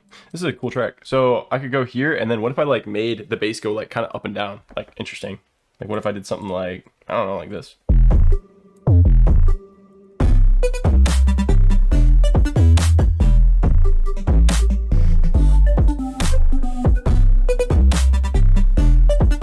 That's kind of the start of like something cool. So like I could add in chords now. So I could go like copy up my chord progression, Control C. And then we can make a new pattern again, and then let's go here and just copy it in. So I'm actually going to add new chords as well. So let us add in some chords. Let's do that. And then what we will do is, it's weird that it's not loading a lot of the stuff. I'm not sure why that is, but I'm going to right click on piano roll for docs. Let's just add in these chords.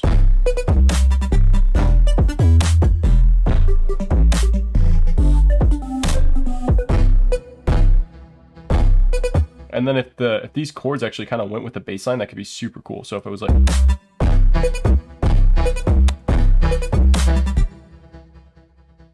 so maybe like,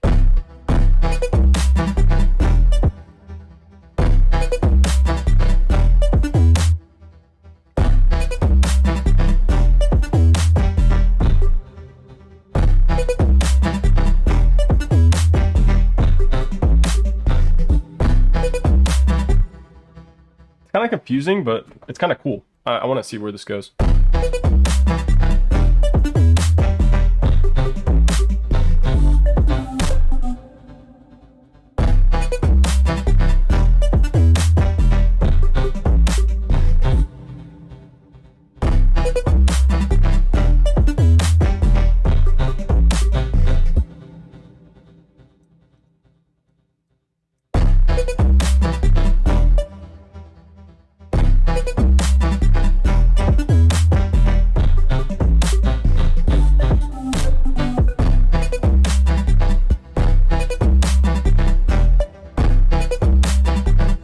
Or it was like,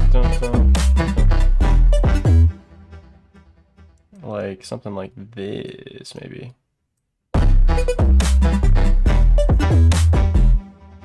No, not like that. What is it? What am I thinking? I'm thinking something like, I'm gonna delete these chords. I want to do like,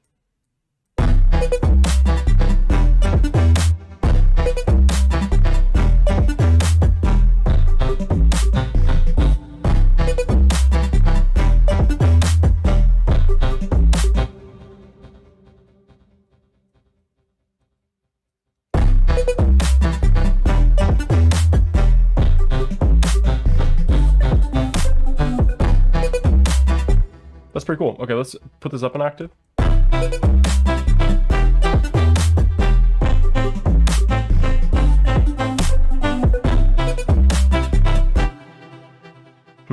What if it was like,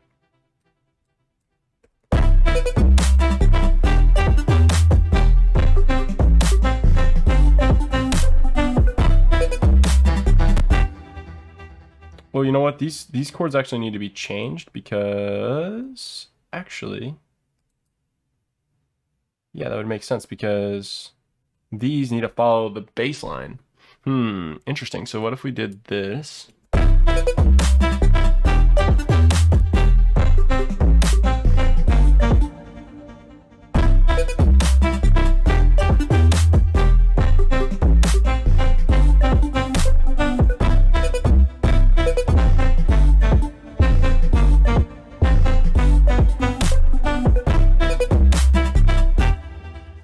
I definitely need to turn the volume down on the chord, so we're going to click back into here and just change the volume a little bit so it goes down.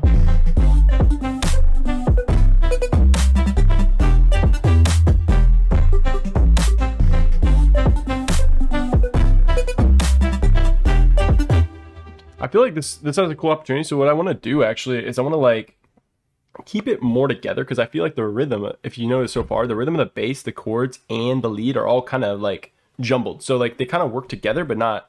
So like, listen.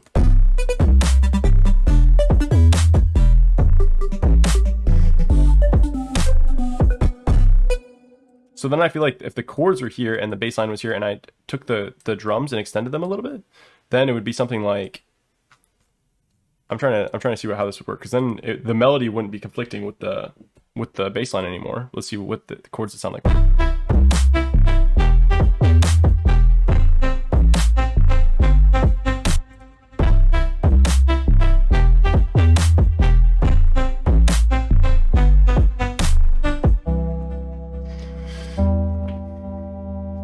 That's kind of interesting. So what if I like,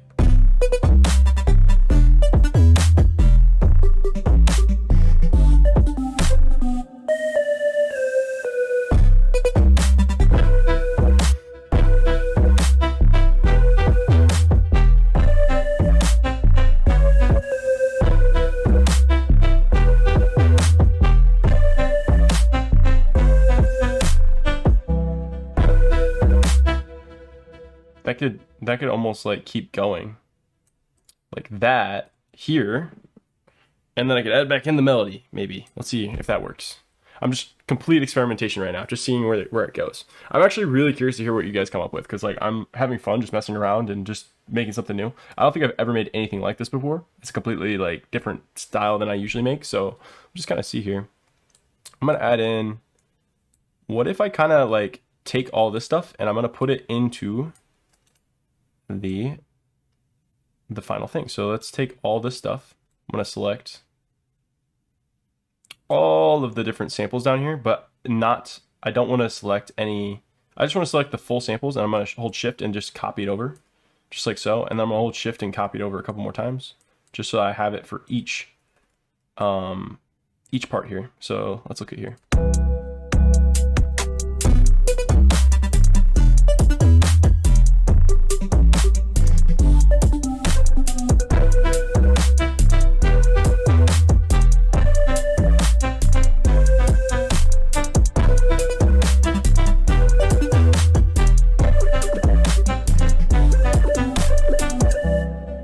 Yeah, remember, I know why that's happening, but it's just kind of funny to me. Okay, so the transition between this melody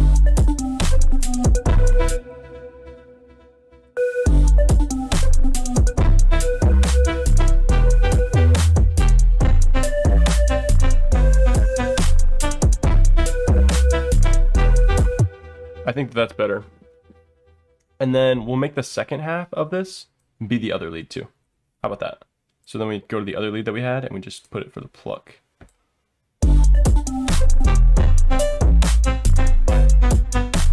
That doesn't actually really work because yeah, it has to be this other lead because the other lead like holds more and extends. Yeah, that makes more sense. Okay, cool. So kind of like made two different versions. So what if we like made this more house? So I'm gonna take these drums and I'm gonna change them. So we're gonna change all the drums for this part. And then I will actually just delete this part. And yeah, sorry if I'm moving up pretty quick. I like videos because you can always slow them down and see what I'm doing. Hopefully, it's not too confusing, but I am basically just trying to like think on the fly and come up with ideas here. So this is like literally just the music production process. You start off with the basics, and then I want you guys to like run from there. So like pretty much all of this you could reverse engineer if you like watch me close enough, and you could do all this stuff. But also just by giving you like a little bit, you can see what the possibilities are, like what could be done once you like get familiar to like where this becomes like secondhand. Like to me, all this stuff is like very simple. Like happens very quickly, but like it might be really hard at first. So don't feel discouraged if you're having a hard time following along. But here's what I'm gonna do here. I'm gonna make a new drum pattern where we're gonna do two snares like this, actually, like so. And then I'm actually gonna make this more like a house thing, so it'll go faster. So it'll be like.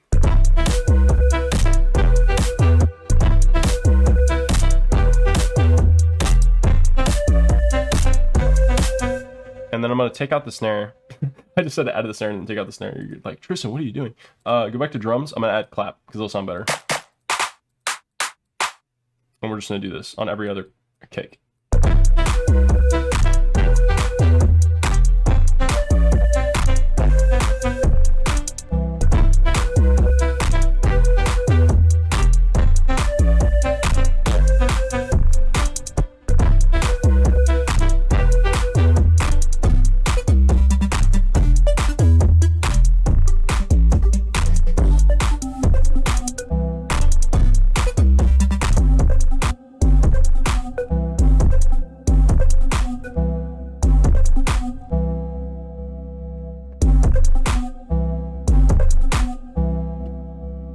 This is a very interesting song. So I'm actually going to start off with maybe introducing some different things here. So let's listen.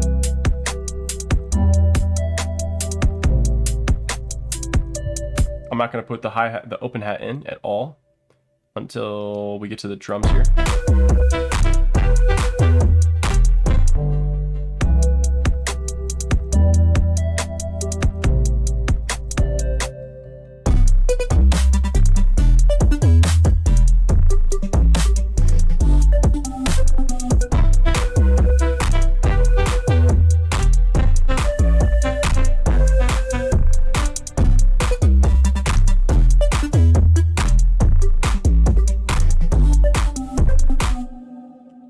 see what else I can do here. So let's go to the intro. So we got the chorus, and I can actually mark this out for you guys if you'd like. So at 17, I have the chorus. So what you can do is I can put the playlist right here, the playlist head. So this little thing that I drag around, this is where it's going to play from.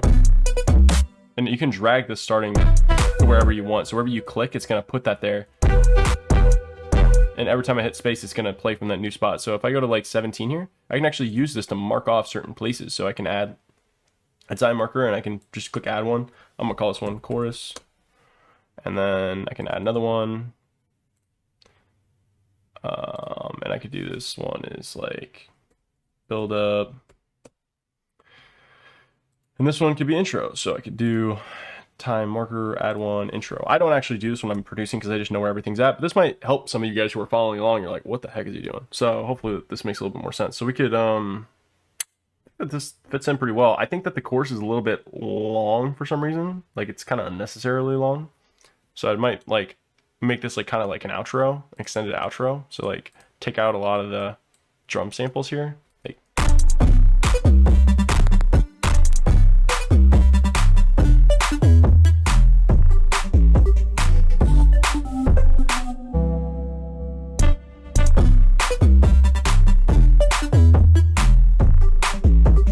something like that. So now we have the chords starting off here, and maybe I make these chords more interesting because they're kind of boring right now. Like, what if we did like,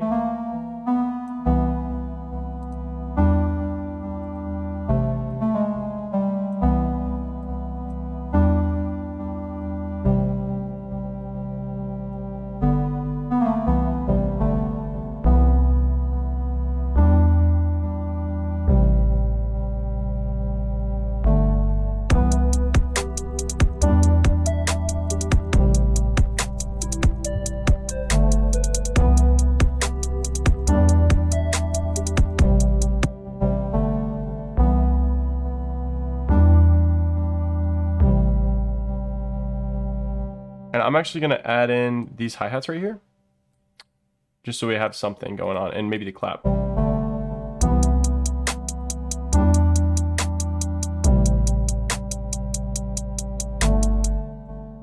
We'll do kind of something like this.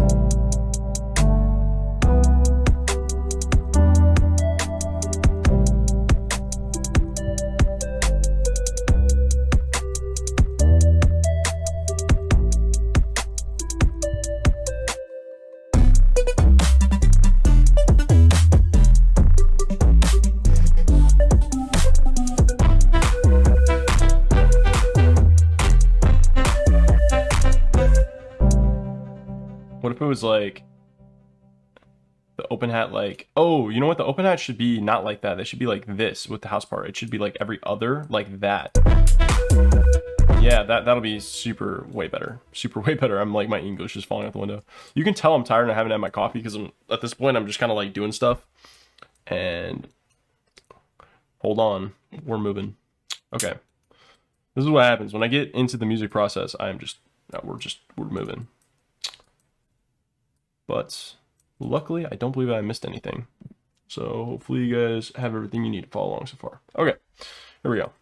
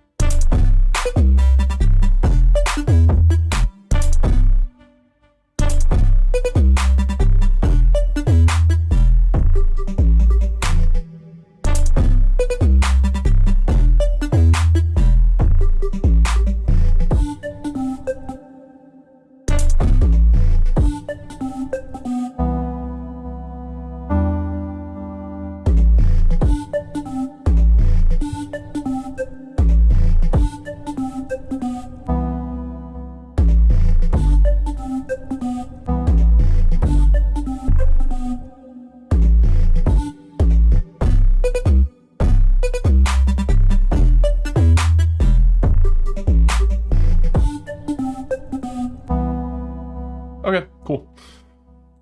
Save my project. Oh yeah, always Control S, save. Do that, please, because if your FL Studio crashes, you will be crying. Okay, so cool. We got pretty much the full song, I think. Pretty epic. So I'm just gonna copy and paste this ambience to the beginning part of the track, And I think that will be our EDM track. So let's just listen to it real quick from the beginning. And then what's cool is I can actually, here's kind of my plan, because the chapters are kind of weird. For this EDM track, I'm actually not going to do any mixing, any mastering. I'm not going to do any EQing, nothing. We're just going to leave it kind of bare bones from here.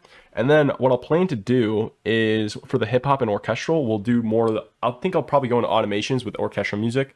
And for mixing, we'll do EDM or hip hop. So the next time we do hip hop with mixing, I'm going to do both of them together. So I'm going to go to a new project file. We're going to make a new song, and I'm going to show you guys how to do mixing with that one. And then when we go to orchestral, I'm going to rinse and repeat. We're going to do the whole thing all over again, again. And then that time we will do, we'll just mix and master and do the whole thing. So I think that'll probably work out. So let's listen to what we got so far. And yeah, let's do it.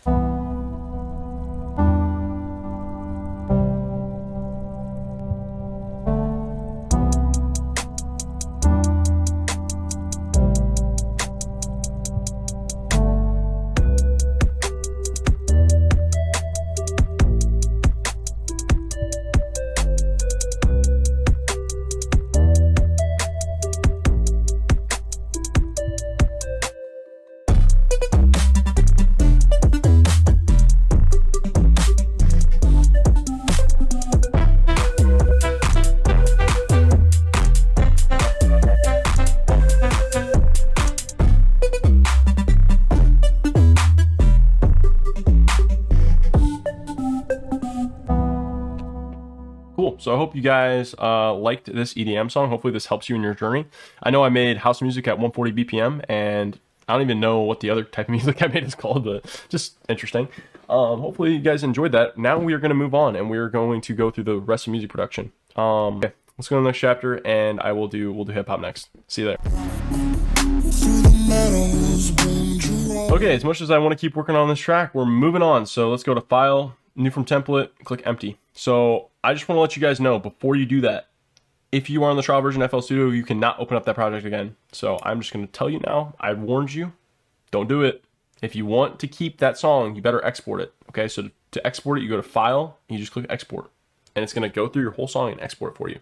I'm going to go through all types of exporting. So we're going to go through, it's going to get more advanced, and I'm going to teach you some other stuff. So I'd say if you're working on that project, maybe save it, export it, and then come to this project, and we're going to keep going. So let's do some hip hop. So the way that I'm going to do it is I am going to go to Labs, and we're going to find something that we can use to make some hip hop music. So let's go to Labs, and I really want to find something that is inspiring. Let's see what we got.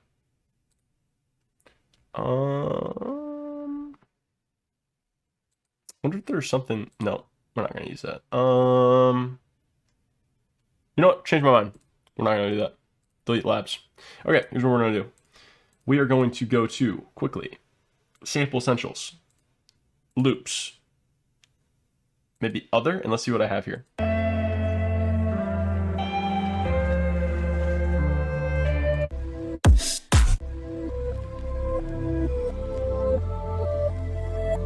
Perfect. Okay, so you're going to drag this into your project file, and we're going to change the BPM until it fits the end. So it looks like we'll do...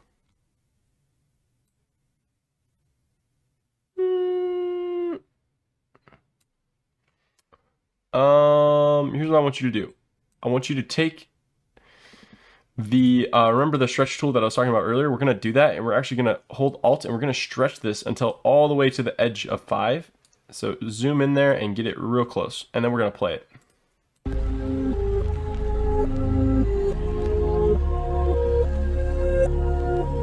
And make sure to double click the sample, and we're going to change it to stretch. Not resample, stretch.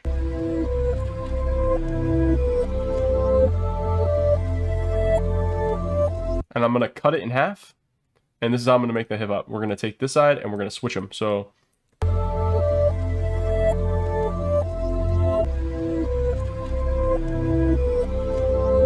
it's perfect. All right, so now I'm going to take drums, and we're going to add a snare to it, but it's going to be like a hip hop snare.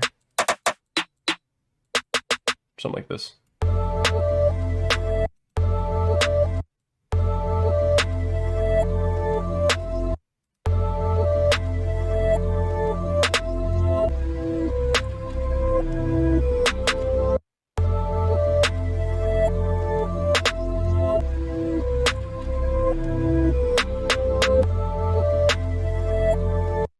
And then I will add in a clap too.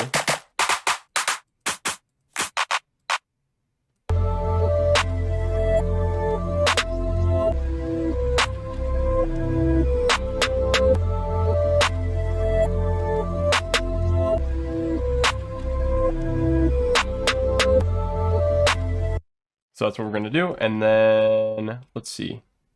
I'm going to take this. I'm going to shrink it down. I'm going to move all the snares up to their snare level. I'm going to move that up there. And then we're going to add in some drums. We're going to move all that down. Okay, let's add in some drums.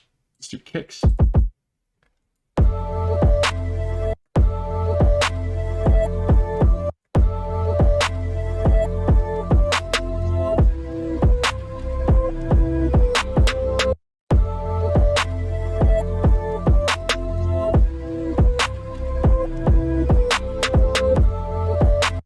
Okay, there we go. And we're gonna add in hi-hats now. We're like speed running straight for the hip hop. We're gonna do this, and then we're gonna take the paint tool, go like that. That's a little overkill. Delete the rest of it.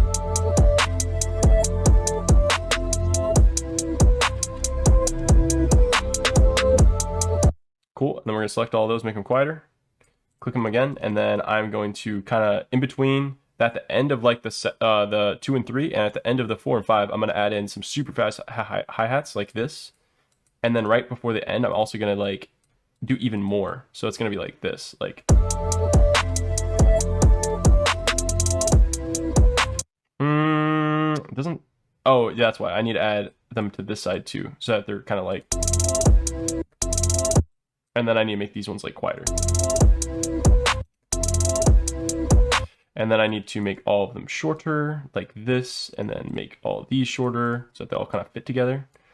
And then we'll just kind of move everything together one at a time.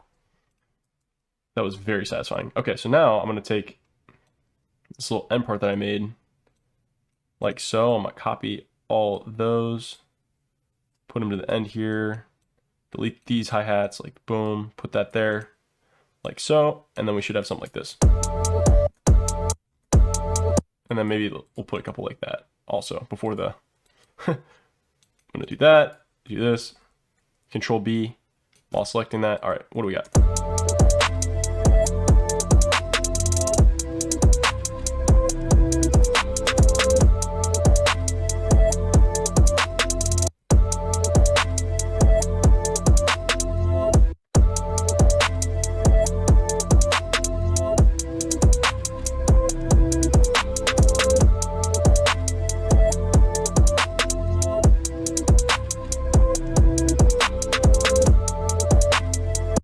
Okay, it's perfect. Now I'm going to copy the whole thing, paste it twice, and then I'm going to go to this side like so, and I'm going to make sure to not stretch it, but just make it its original thing and reverse it. Oh, actually, no. Before I reverse it, I need to go to the top left corner. I need to click Make Unique right there, and then I need to reverse it because now that I made it unique, it's actually going to be different than the other sample over here. So this one's still reversed, and then this one isn't.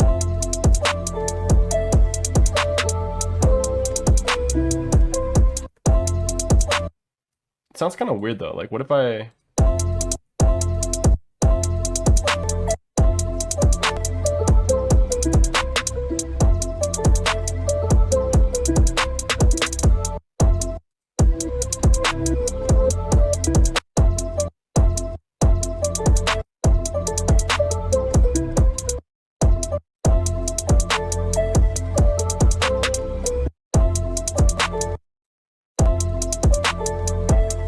It sounds weird. Okay. Forget everything I just said about making that unique. We're just going to keep the original reverse version here.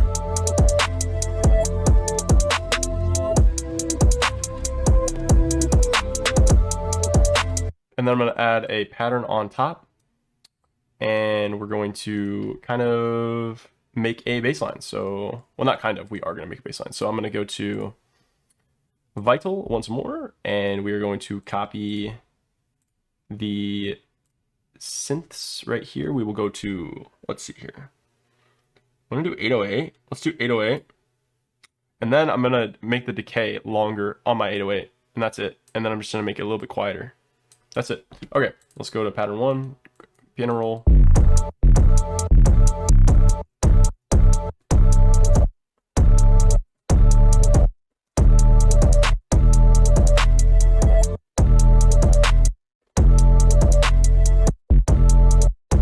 So you gotta just listen to the note, hear it, and know that's the right one. So I can put it up an octave. You can hear it's the right note.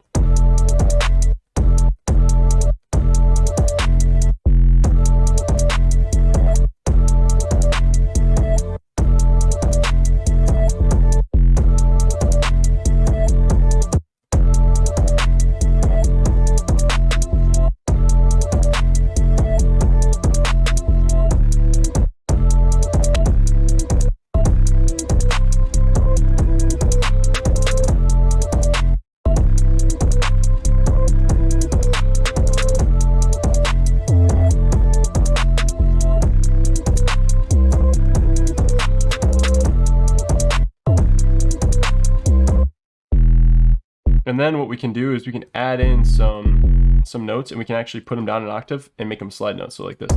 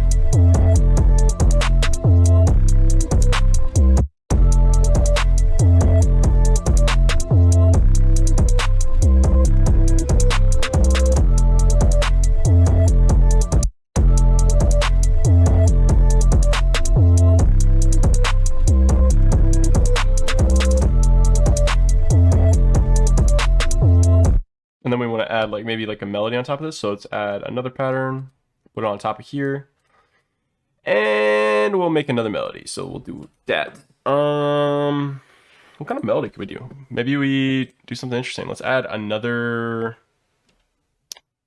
Let's see what we got. Bells. Let's add bells, and let's kind of do like a little arp that goes like dun dun dun dun dun, dun something like.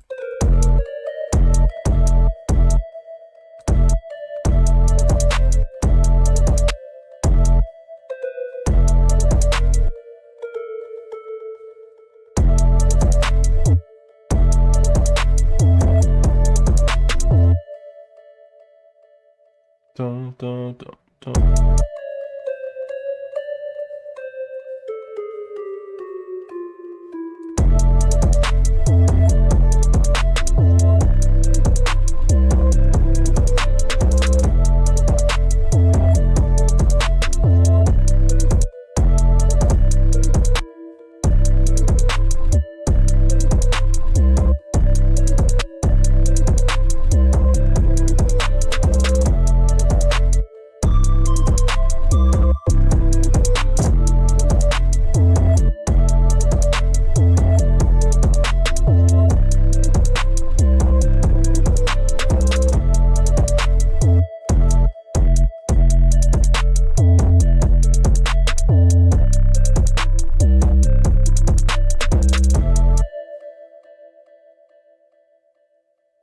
Cool. So let's make a new let's take this bass line that we had before, just copy these two notes because that's the only ones that we really need.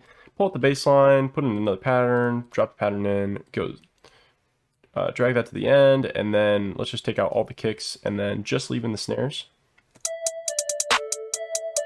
And then what we're going to do is we're actually going to add in the synthwave bass back in there.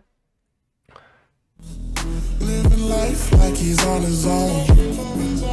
Through the meadows, booms you roll. Okay, I am super unlucky. My FL Studio has crashed about 6 times. I don't know why it's happening. So I think it has to do with the fact that I'm recording. I am using a green screen, using Zoom.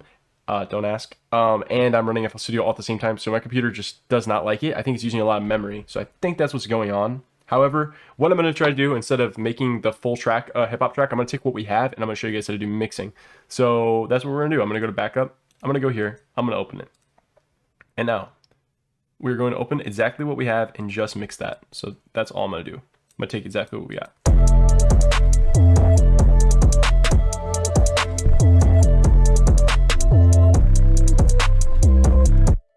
And you know what? We'll copy and paste this twice, and we'll actually just put this little art melody on the second time.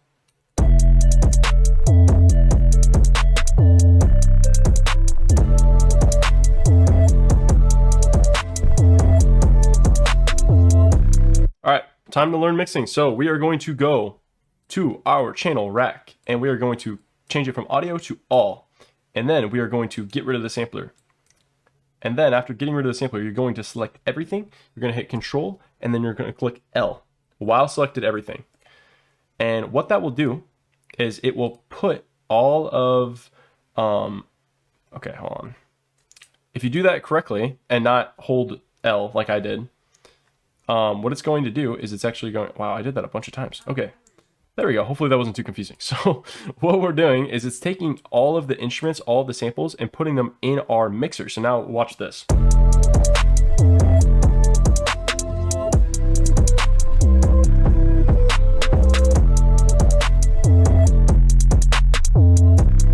So this allows us to control the volume and effects for all of our tracks. And this is the beautiful power of mixing. So we're going to listen real closely and just see what we can change to make it sound a little bit better. So let's start with the volume.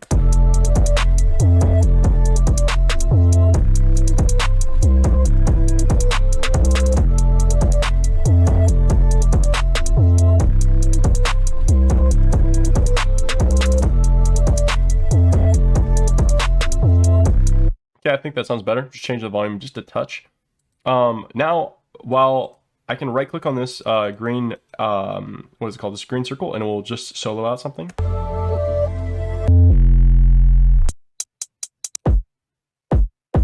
And you honestly, you want to be selected on a part of the song that you want to be mixing. Pull out the mixer, that little box, the fourth one from the left, and this will help you kind of get rolling here on this is the best way to do it, in my opinion. So we can see what's playing, and we can work on it as it's repeating. So what I want to do is I'm going to add, I know I have a lot of effects, so this is probably going to be confusing, but just try to find it where it's at for you. I'm going to pull out Fruity Parametric EQ2, and watch this. You just go on the slots to the right here, make sure that you have selected what you want to put the effects on. As you can see, if I change, the effects aren't on these other ones. So I want to go, oh my goodness, I want to click on the one that's making this noise. And I want to put a Fruity Parametric EQ while that is highlighted. Then I'm going to click into it. And from here, I want to take out all the low end in this. So what I'm going to do is I'm going to right click on number 1, go to order, steep 8, right click it again and go to type. I'm going to go to high pass. And the high pass filter is going to let me take out all of those low frequencies in here.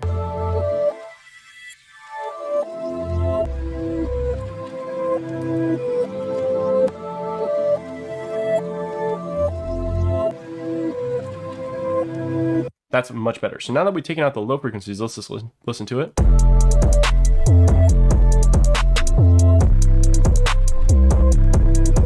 Now if I uncheck this, it's going to turn off the effect. And if I check it,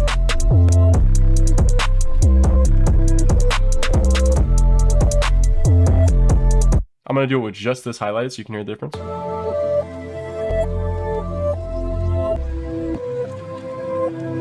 Essentially what it's doing is it's taking out all that low rumbling that's going to make the mix sound muddy and a little bit unpleasant to the ears, because my bass is, they're both fighting for space. All the sounds in your track are going to be wanting space. They're basically kind of like, think about like kids in a classroom. Once one starts talking and another starts talking, then the other one has to talk louder so that they can be heard. And then everyone starts talking and then everyone's getting louder. And that's just what happens in a classroom. So if you've ever been in school, you've had that experience. Your mix is doing the same thing. You push one up in volume, the other one wants to be pushed up in volume. Everyone wants to be the loudest one, and then you can't hear anything. So what you got to do is you have to cut. You have to cut the annoying frequencies. Don't take that too literally. So what we're going to do is we're going to lower like what is not needed in the mix, and we're going to keep what we do want in the mix. So for instance, I don't want the bass in this sound because I already have a bass. It's my 808. So I don't need bass in this track. And that's a very like dumbed down example, but what we can do is by applying that kind of general concept to everything, we can make our mixes sound tight and punchy. So, and that's kind of what we want. We want, for a hip hop song, you want it to be tight and punchy. You don't want it to be muddy and like kind of muddled. Like you want it to be crisp. So I might take out even more lows if I...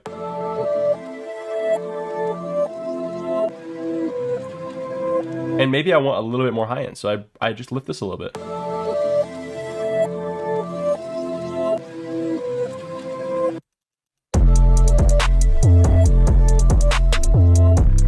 See how much different that sounds? Listen to this. Now when I with it on.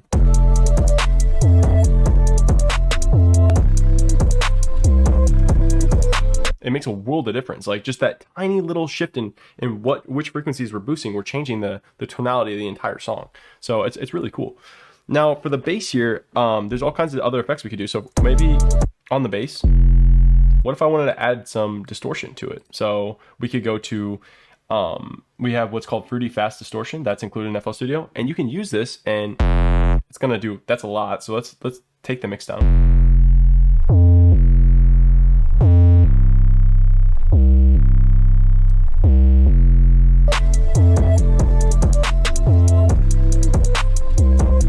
Without, with.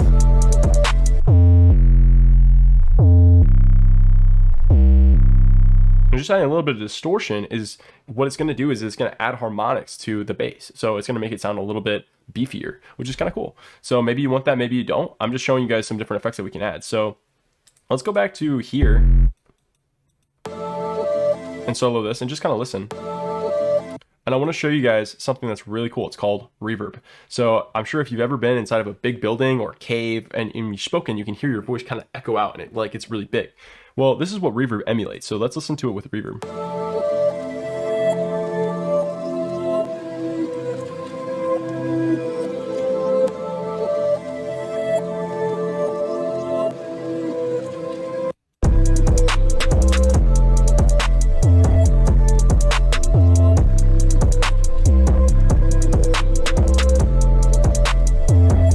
Without reverb,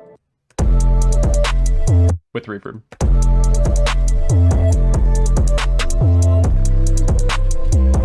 Really cool.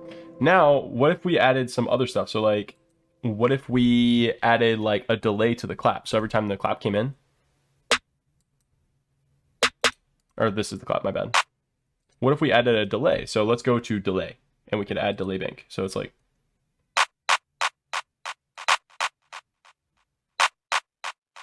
and then we put it on ping pong, so it bounces in our headphones. Oh, actually, wait. Oops, that's not the right thing. Oh, no, it is the right thing. I have to turn in the pan a little bit.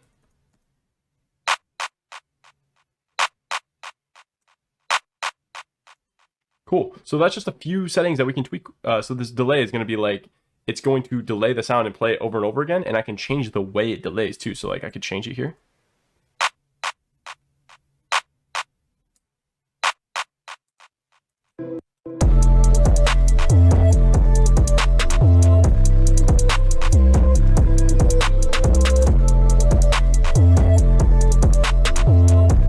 So that's just different interesting things that we can do in our song. So we're just adding effects, we're changing volume, we're adding mixing to our song. It's adding flavor. So if I take everything off, it sounds like this. And with the effects on.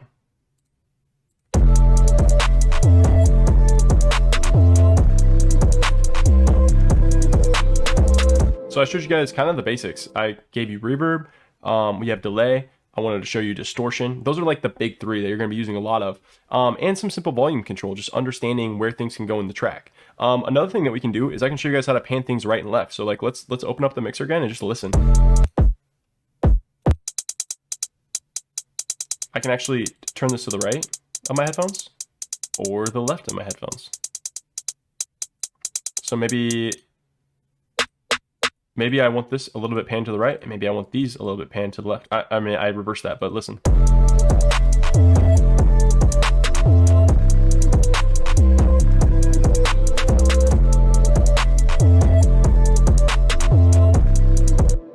And then there's other things that we can do, like we can make things wide or narrow. So like, listen to this. I can turn down this little knob right here and we'll make it mono, like in the center, or it will go wide or narrow. And controlling the narrowness and the width of our song is also how we're going to create a full sounding song too. So maybe I want the main thing to be a little bit more wide.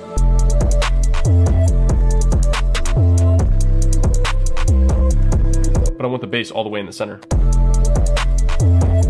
With my kick too.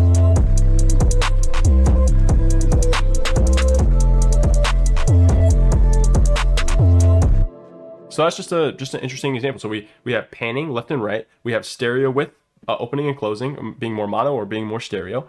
Then we have effects like delay, reverb, EQ, distortion. There's so many effects that you guys can experiment with too.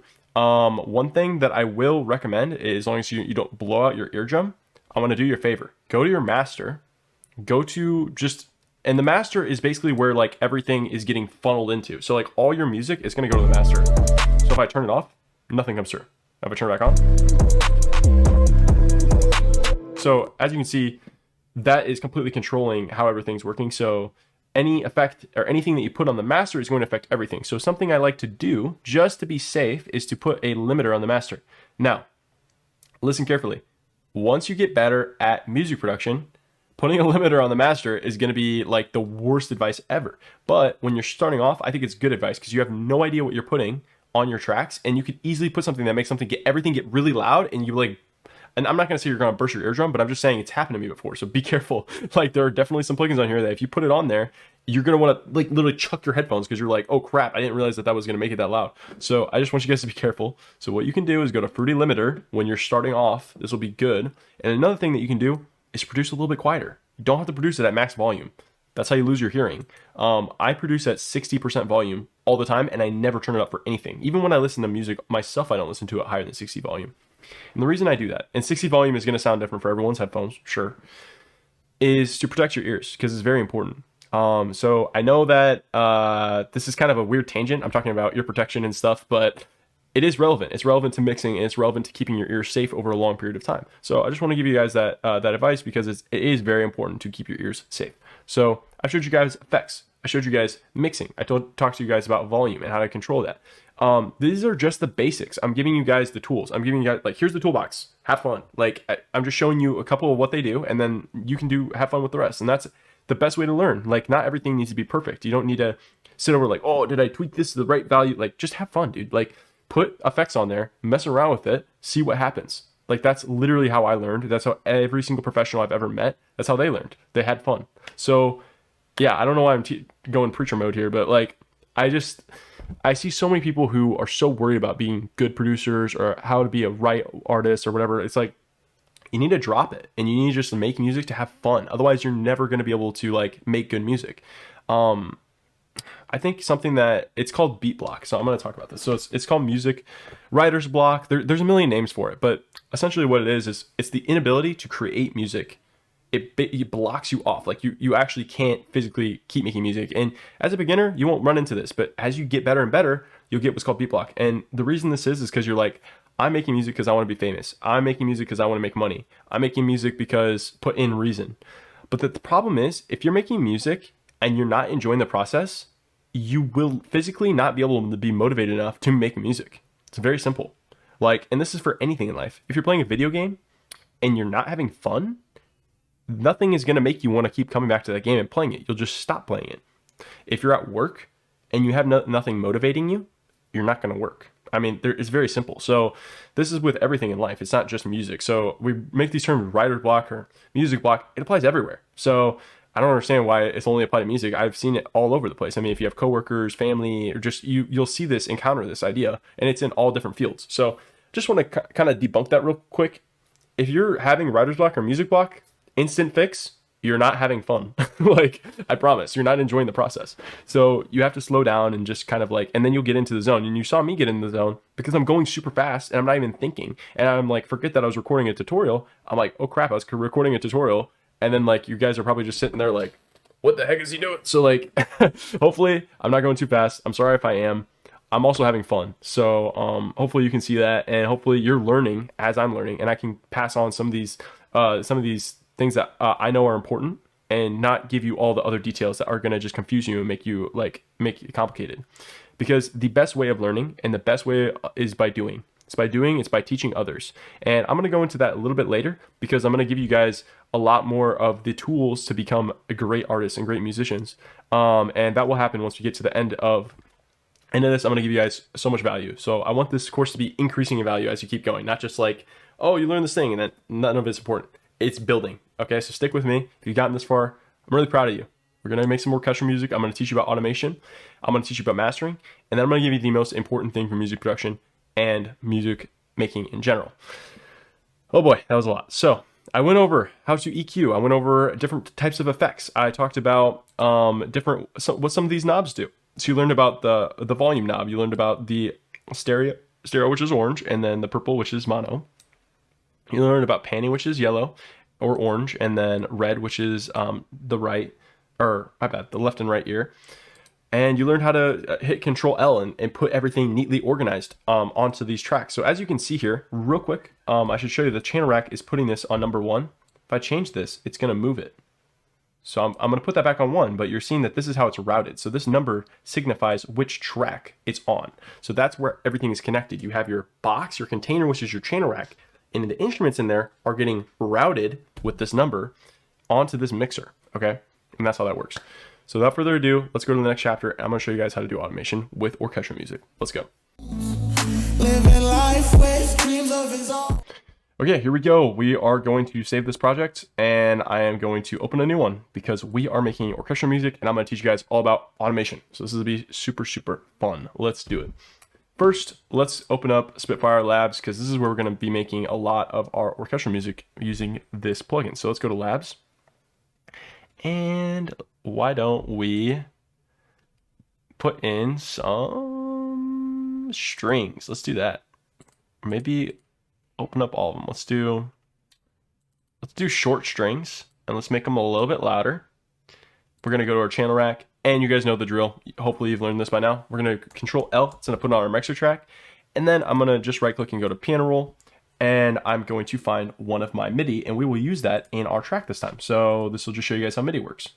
So let's just click one of these and see what I have here. What's this one? Okay, that's way too fast. So let's slow it down. That way I don't have a heart attack.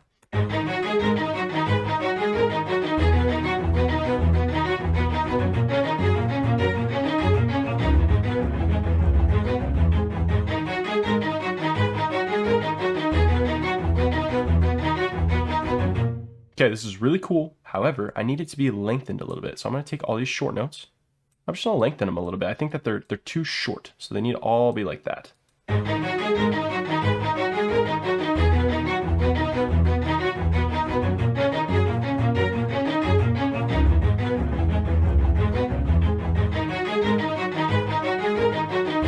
And you guys know the drill. I already talked about how to add effects. So I think that this would be super cool with Convolver. And this is kind of like a reverb style thing, but it's a little bit different. It's called convolution reverb, and it's just different in the way it works, but I think it'll sound really good. So let's listen. And let's change it to like a cathedral. I want it like a big warm cathedral.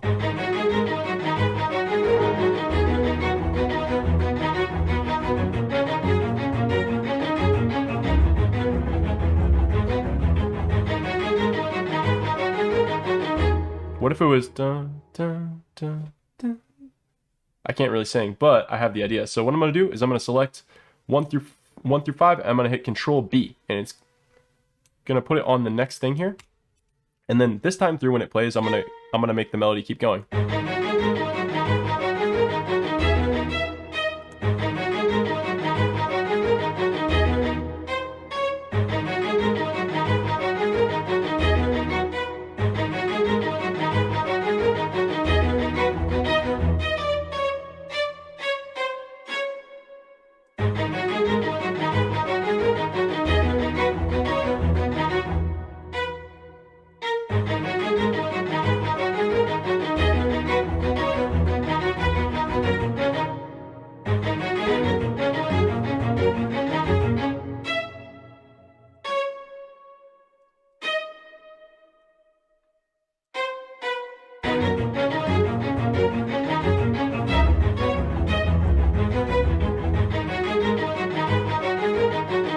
Okay, so I just made the melody a little bit more interesting by adding some variation in the second part here.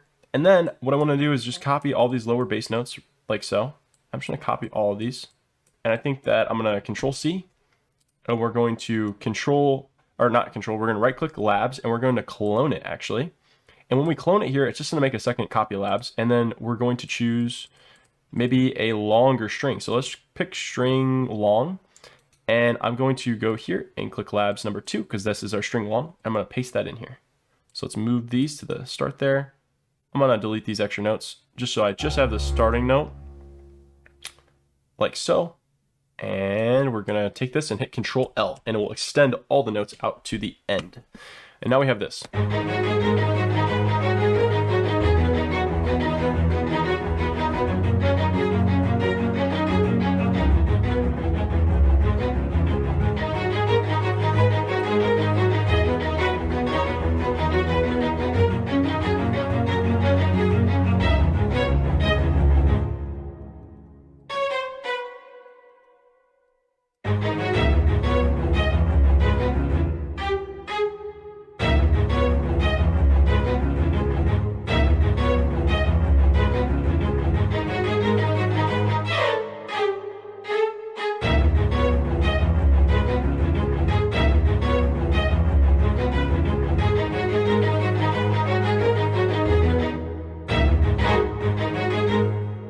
Okay, something like that. So now we have the longer notes here that are played like with this.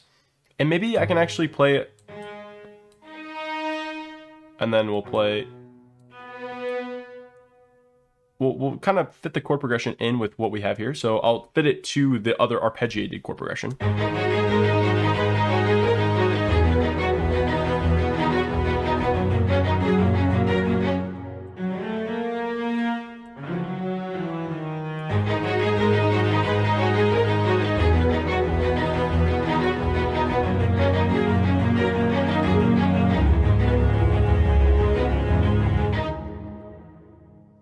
And then we'll just copy this over here, just like so. And yeah, so now we got something like this.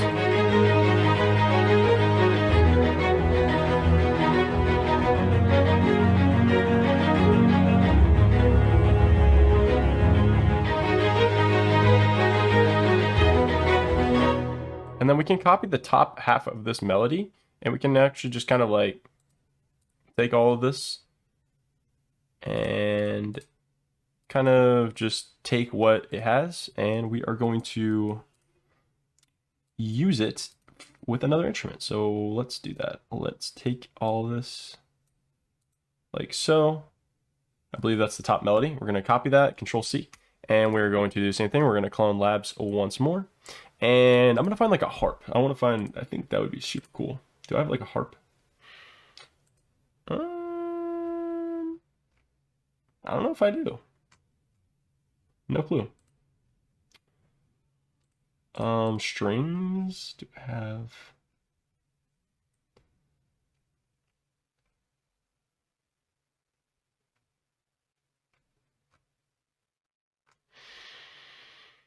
Auto harp? Maybe that's it. Let's double click auto harp. I have no idea. So let's try auto harp, and I'm gonna go to Labs number 3, and I'm gonna paste this in. And let's see if this...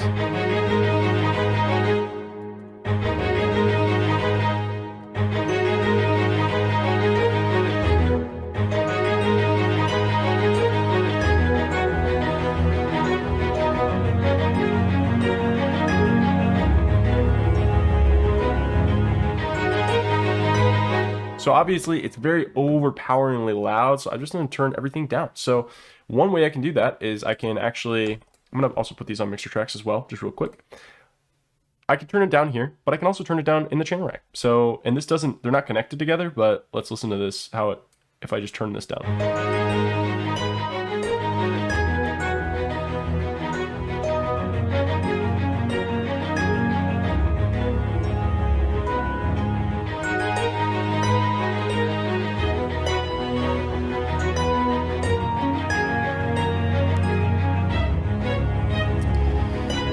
Okay, so we ran into an issue, and the issue is that I can't actually go that high with this instrument. So that's kind of frustrating, but I think I have a workaround. If I go control down like this, and let's see if I can move it up the other way. Sometimes this works. If it does, I will explain what I did. Okay, it didn't, so I'm actually going to forget that I ever said that. And we're going to go back to the way it was. So just ignore that. So C8.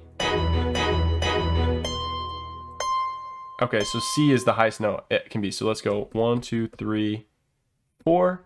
Okay, so I have to move the whole thing down 4. This is a huge cool thing that I can show you guys. So right click on pattern 1. This has everything in it right now.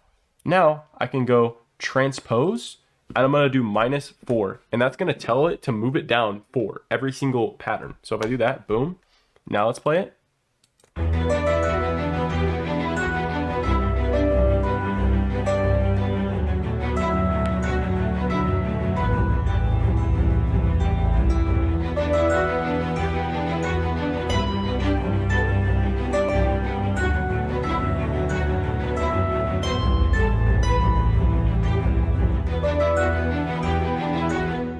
That works pretty well. So it moved everything down, shifted it, and it works great now. So I'm really happy. We're going to take this, I'm going to put it in here, and I'm going to split by channel. And I'm going to do what I was doing before, and I'm going to take out the bass notes out of the things that I don't need it to. Let's go to song.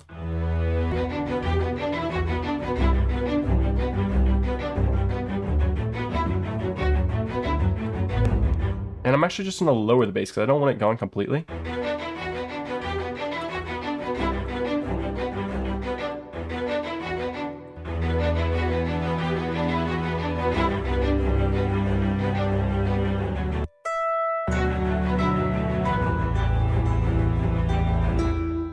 Let's add the warm cathedral.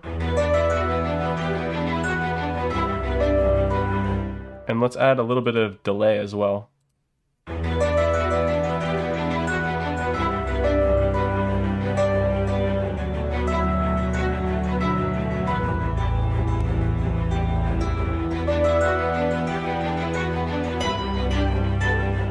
So obviously the mixing is not exactly where I want it to be, but the orchestral idea is there. So now I want to teach you guys about automation because that's what this whole section is about. And I wanted to teach you guys using orchestral music. So I think that I should add just a little bit of drums just to kind of spice it up a little bit just because it's kind of boring right now. So let's see if I can add in some.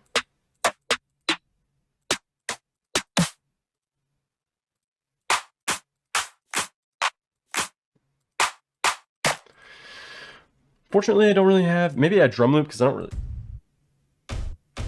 we'll do this. So I'm just going to stretch out this drum loop so it fits.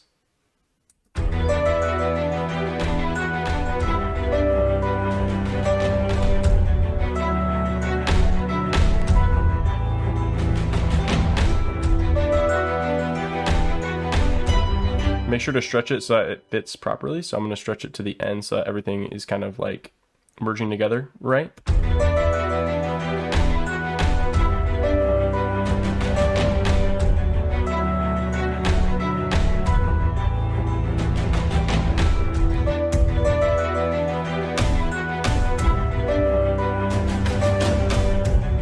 Also putting on stretch, making sure that as well so that it doesn't pitch shift weird. Okay, cool. So we got that. Now I want to show you guys automation. So there's all kinds of different automations, and basically the idea of an automation is that I can move a knob using some type of control. So let's just listen to like this melody, for instance. So what does this do?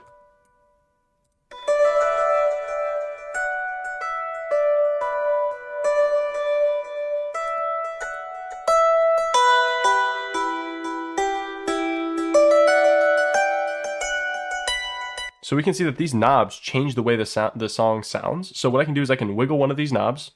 Then I can right click this right here and click create automation clip.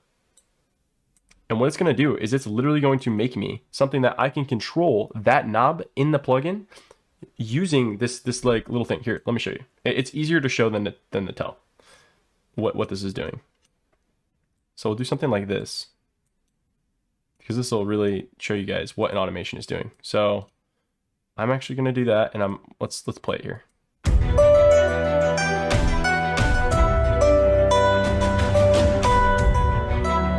So now let's go back to all, and we're going to click labs, or where is it? Because I'm trying to find the melody. It's labs number 3. So let's go to number 3 and check this out. Look at the automation.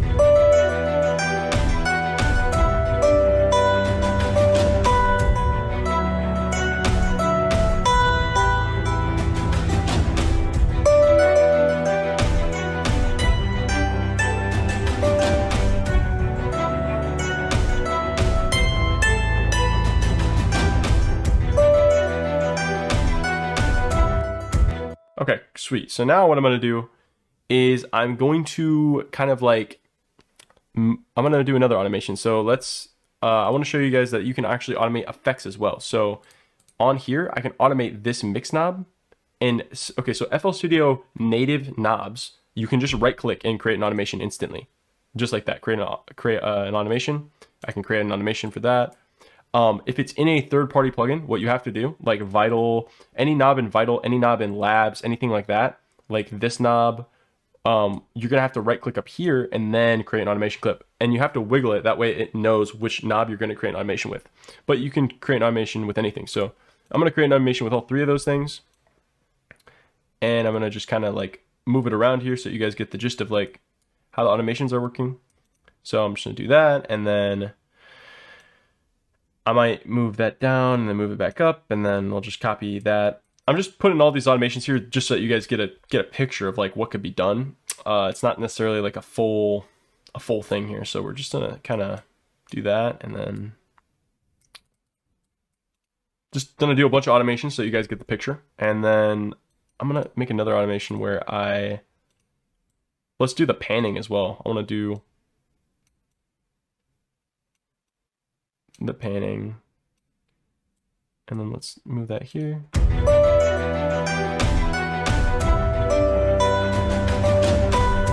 You can hear it moving around in my ears now.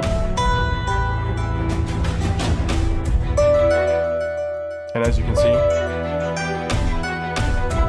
these knobs are moving over here as well, which is really cool.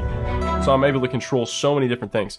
I think the easiest thing, the way to see it is I'm going to put in an EQ. And I'm actually going to change, what I'm going to do is I'm going to change this right here. So I'm going to take this bell curve and I'm going to move this back and forth across here, and you'll be able to very clearly hear what's going on. So I'm going to take this and I'm going to move it just like so. So I'm going to right click that, create an automation clip. And by moving this up and down, you're going to hear the difference. So it's going to go up, and then it's going to go down, and it's going to go up, and it's going to go down. And I don't want to go all the way because that's going to hurt my ears. So we'll just do it like that. And then it's going to be like this. And really quickly, I want to go to parametric EQ, and you'll be able to see this automation in action. Watch this bottom one. It's named parametric EQ2. Watch the automation.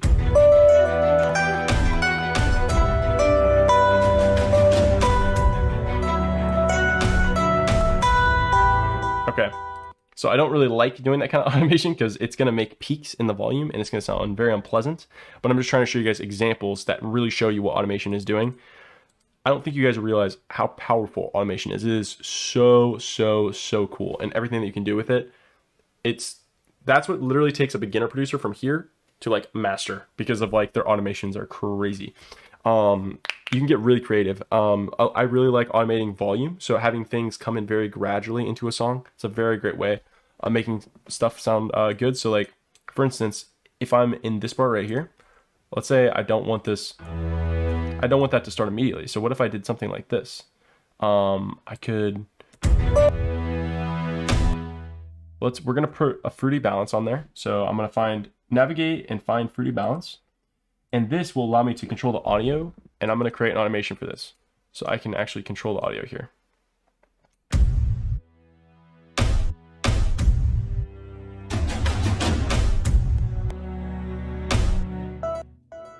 And then we're gonna have this.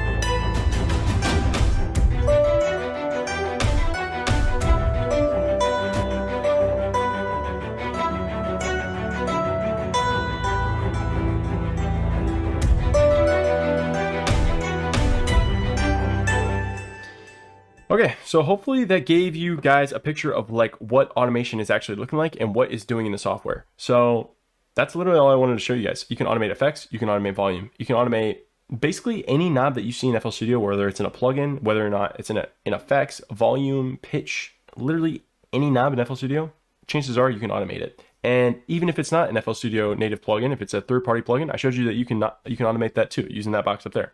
So overall, automations are super powerful, and there's so much that you can do in FL Studio with them. And you don't need them for the beginner tracks, I'd say. Mixing is important though. Being able to fit things together and make them sound good in a mix is quite important. And that honestly just takes practice and listening.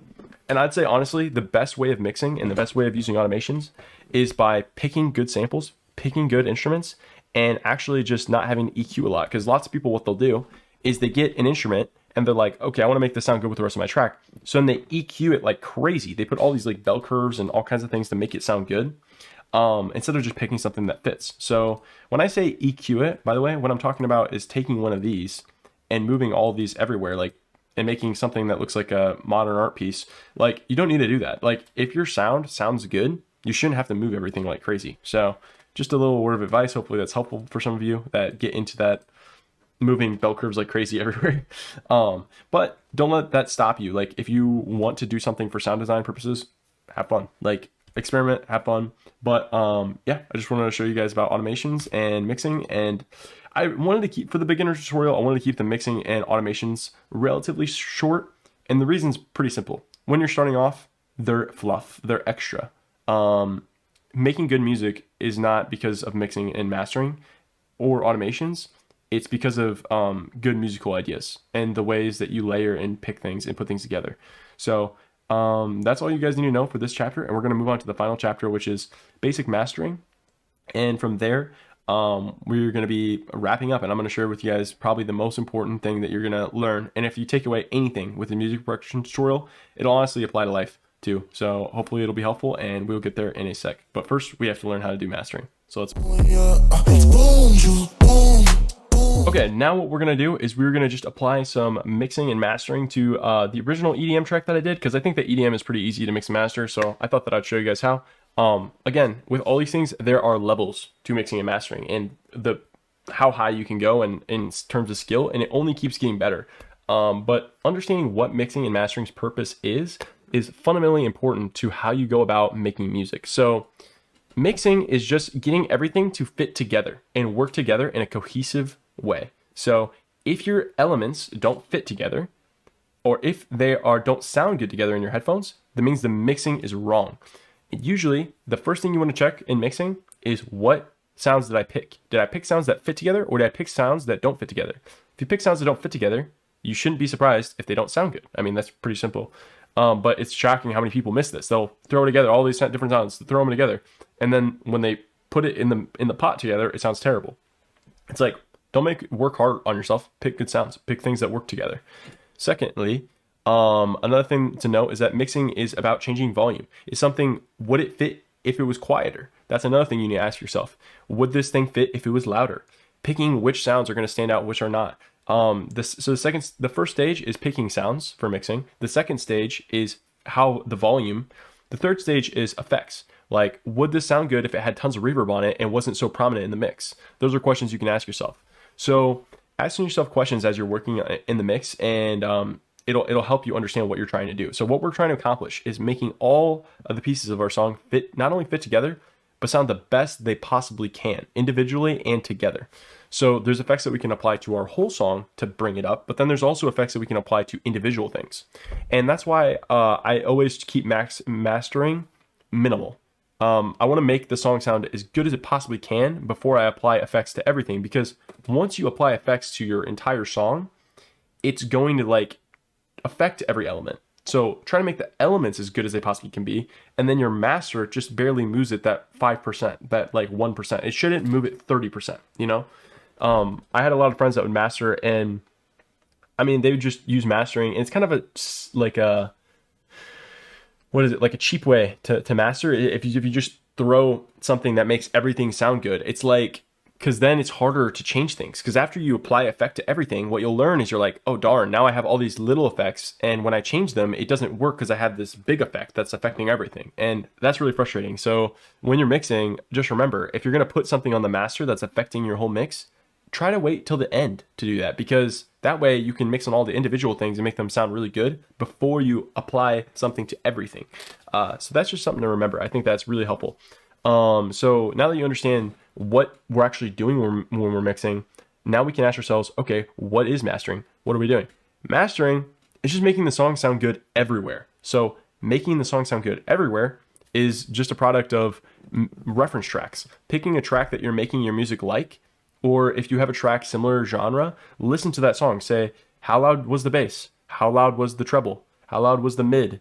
Like, how loud was everything, and how do I want my song to sound? So mastering is getting your song to sound industry standard. It's taking the mix that you have that sounds good and making it industry standard, making it sound like everything else, so that when people are playing through a playlist, they listen to your song, they're like, oh, this just sounds like another awesome song. They don't say, ooh, this one sounds weird, like the bass is all weird. You know what I mean? Like if it catches somebody's ear in a bad way, that's not good. So you want to reference your tracks with other leading artist tracks to see where their levels are at. And that's really important to mastering.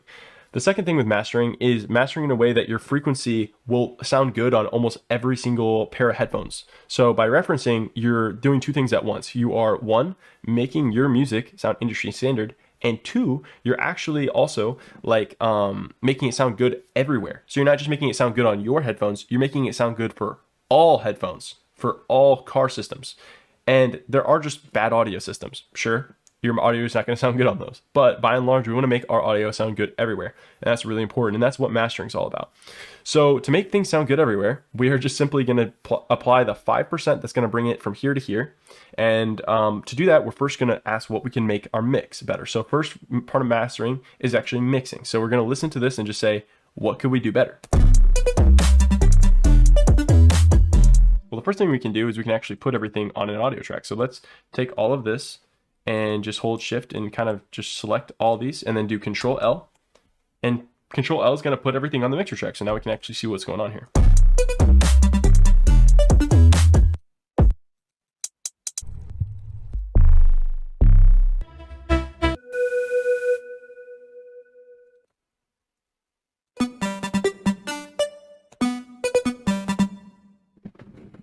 Okay, so I think that this would sound good if it had a little bit more compression. So I might put a sound goodizer on it just because that's going to add some compression. It's going to add some nice distortion.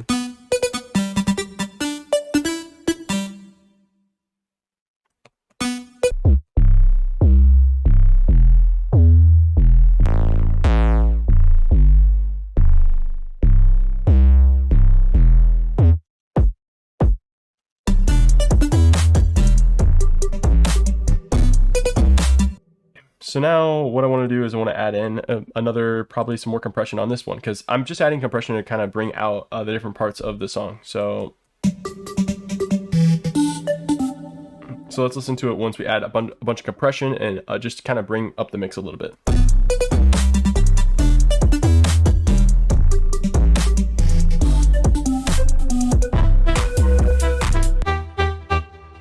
So I think that this just has a little bit too much low end, so I'm going to just take out some of the low end.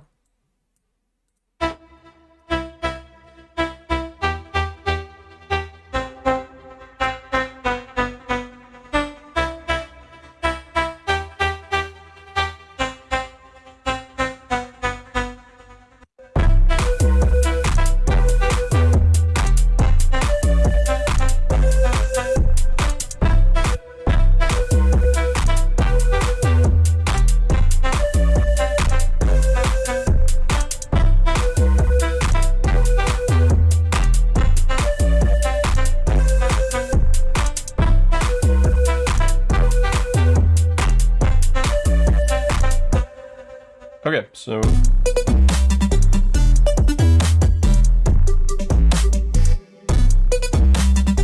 what I did was I basically just removed the lows from the things that didn't need lows, and I just kind of like am using I'm using some compression and some saturation to make the sound a little bit better and a little bit more full.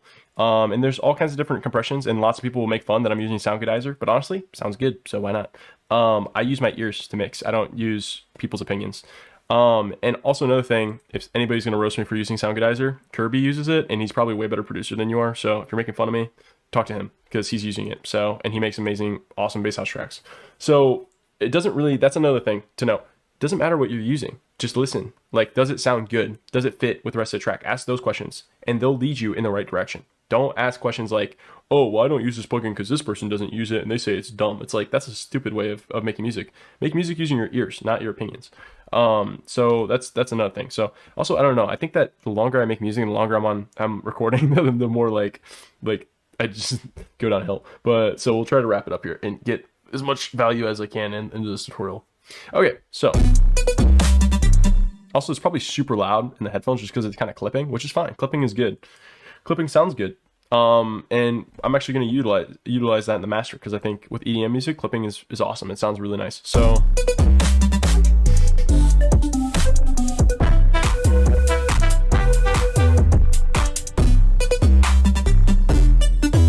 honestly, the last thing I'm going to do is I'm just going to kind of just finish off by just putting a maximizer on it, and I'm just going to kind of boost the gain a little bit. And I think that that's all I'm going to do for mastering. So I might want to keep it super simple. Like, I'm just going to put Maximus on it, on my master track, and I'm just going to put an EQ maybe. I'm just going to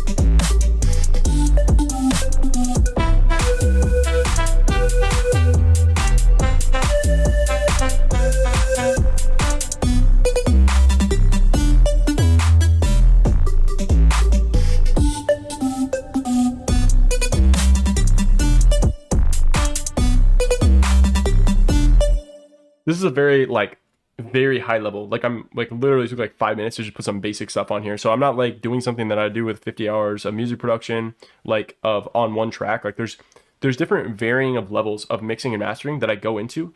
And what I want to do is I want to use this time that if you've made it this far, you're actually interested in mixing and mastering, you've actually made it this far with the song, then you know what you'll be interested in? You'll be interested in me breaking down some of my actual finished tracks that are mixed and mastered, and I'm gonna do that on my YouTube channel. So I don't really have the opportunity to do that here because I don't think that it's the right time and place, because if you're watching this, you're probably just starting out. But if you're interested in more of what I'm gonna do in the future, I do have a YouTube channel, and you can see that. I put my links on my Patreon page as well, where you got the samples and the rest of the things. So if you made it this far, you can connect with me. I have a big, I have the one last final thing that I want to tell you guys, and I'm gonna tell you guys in the next chapter, but hopefully this showed you the basics of mastering, the basics of mixing, the purpose of all of it, because that's the most important part. Like, if you miss the purpose of why we're doing each individual part, you're gonna miss the whole thing. You're gonna miss the target. So with mastering, all we're doing is we're making it sound good, like as a whole, and we're gonna make it sound good everywhere on every single system. So that's 90% of the mix, and the master is just making sure like that we're just gonna add some flavor. And with the default FL Studio plugins, like you can do some mastering and you could make it sound good, but I utilize a lot of third-party plugins, and because I can't use those in my mastering, I'm gonna say like don't worry too much about your master, because most people aren't gonna know the difference. And I know it sounds like weird advice, but if you can keep your master so it's just not gonna have some bad clipping on different sound, if you could just put like a limiter or like a Maximus so it doesn't like completely like clip on when you send it to Spotify or something, you're in the clear. Add some basic EQing, maybe add some small effects. Don't add like reverb or delay or anything on your master, but just add some small things that are just gonna kind of lift it just a little bit. So like there's different things that you can look into, and I'd explore. There's lots of, I mean, I'm not going to say that there's nothing to do with mastering in FL Studio, but it is not. It is true that the third-party plugins are going to help you greatly in just making better mixes and masters. However, I would look at multi-band compressors. I think that those are huge. And yeah, I'd say that that's like the big thing with mastering. And then I'd like to show you guys some other things that I use as well. But really in the mastering part, actually for beginners, I didn't want to talk so much about mastering. I actually wanted to talk more about mindset, because that's going to make you a master if you actually are able to master the rest of everything I've given you in this course. So that's the true mastering.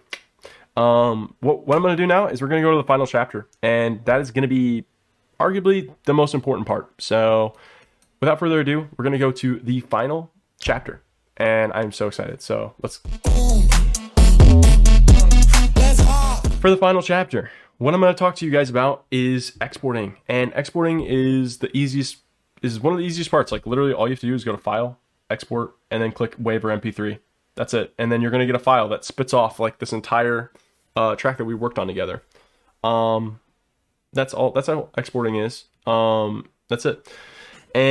But it's what you do with that song after that's important. And this is where so many people kind of lose it. So I've noticed that people hold on to tracks, people hold on to project files, and they sit on them and they don't do anything. I've been in around the block a little bit, and I've talked to tons of music producers, and I want you guys to know the pitfalls of how other people produce and how I produced at one point. And I want to steer you clear of that. And I want to give you what will actually make you better music producers. So that's why I have a Discord channel. That's why I have a YouTube channel. That's why I have my Patreon. And what it's all for is bringing music producers together to build connections and build a really awesome community of people that are going to work together and help each other out. So I think the reason my Discord is really important is because I already have like a big community of people there from my last beginner tutorial, and they've all moved in and just kind of made like a home on this Discord server where everyone's sending music and getting feedback. So what you're doing is you send feedback because you listen to somebody's track. What happens is you send feedback to them, then you send your track, and then somebody gives feedback on your track. So what's happening is you're able to listen and build your ears up so that you have a better listening ability, and also reading how other people give feedback. It'll help you be able to be conscious and understanding of how to listen to music and how to improve as an artist, because teaching is actually one of the best ways of learning. And this is just scientifically true. I've done lots of research into how humans learn and how we understand things, and all about psychology and different things. And I just want to share that like another amazing way is actually collaborating with other people, working on projects, learning different perspectives and different ways of producing, streaming what you're working on to other people. This is how I was able to grow so quickly during COVID time, was that I was friends with tons of really popular artists, and I just watched them work. I literally just watched exactly what they do. Like you were doing with me, watching me work is going to help you understand like what people are doing when they're music producing.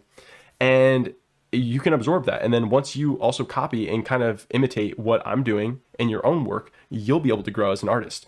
So part of it is following tutorials. Part of it is watching things, but most of it is doing. And it's the repeated process of failure and just learning and getting better over time that's going to make you really good. And so when you click File and when you click Export, what I want you to do is I want you to take that song, I want you to go to my Discord server, and I want you to post it in my first track. And you're going to have like hundreds of people there that are going to come in and go, this is amazing. Here's what's next. You're working with those people. You're making friends. You guys are all working together and having a great time. And that's what I wanted. So that's what I made. So because a lot of people are asking me, hey, Tristan, where do I go? Where do I find producers?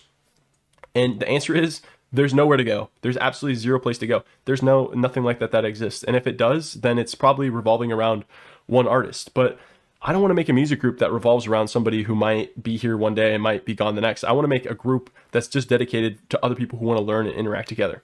So that's what my Discord group is all about. And my YouTube channel is a place for me to upload tutorials and also have other people make tutorials as well and upload what they're working on. And these are artists that are already producing, uploading music to Spotify. And so if you're interested in that and learning from all kinds of different artists from all different kinds of fields, watching me break down tracks that I've done, come join me. Come join me and the rest of the gang, and we'll show you around and how to continue with this hobby that you have. And hopefully I can show you other ways that you can take it farther too, not just doing music production, but actually becoming an artist, and all kinds of different stuff. So if that's something you're interested in, that'd be really cool if you could join us. So I'd love if you could post your track with us and we could check it out. And I'd be super stoked to see what you guys worked on. Cause I mean, when I used to get emails because of my last beginner tutorial of people finishing the whole tutorial and sending me tracks, I was like, wow, this is so awesome. And I just email people and I'm like, I really need a place to put all these people because I get so many emails of people sending me their first track. And so this time around, I do have a place for you. Go to my Discord server, post your song, and it will all start there, and you'll have a bunch of encouraging people ready to take you to help you become an artist. And it doesn't stop there too. We also have fun challenges. I do challenges with everybody, and I do reviews for track reviews. So I do all kinds of stuff. So it's not just about like getting feedback and making it this like teacher student thing. I'm more like it's like a group thing. Like we're all having fun. We're all doing challenges. I'm in the challenges with you guys. So, and I'm there too. If you want to talk to me, that's where I'm at. So if you're interested in anything like that, please join us. I think it would be super, super fun. And I'd love to hear what music that you guys make.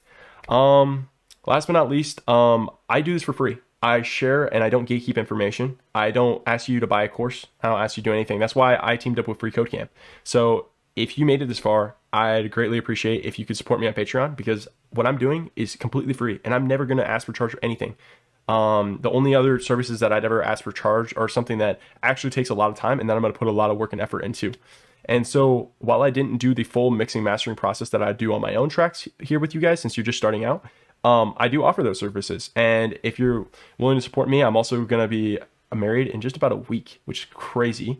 And my fiance is an amazing singer. And so we're actually going to make a music duo. And if you're supporting me, you're also supporting my future as a musician as well, because I want to make music with her. And I think it'd be super fun. And I'd love to have you guys hear what we make in the future.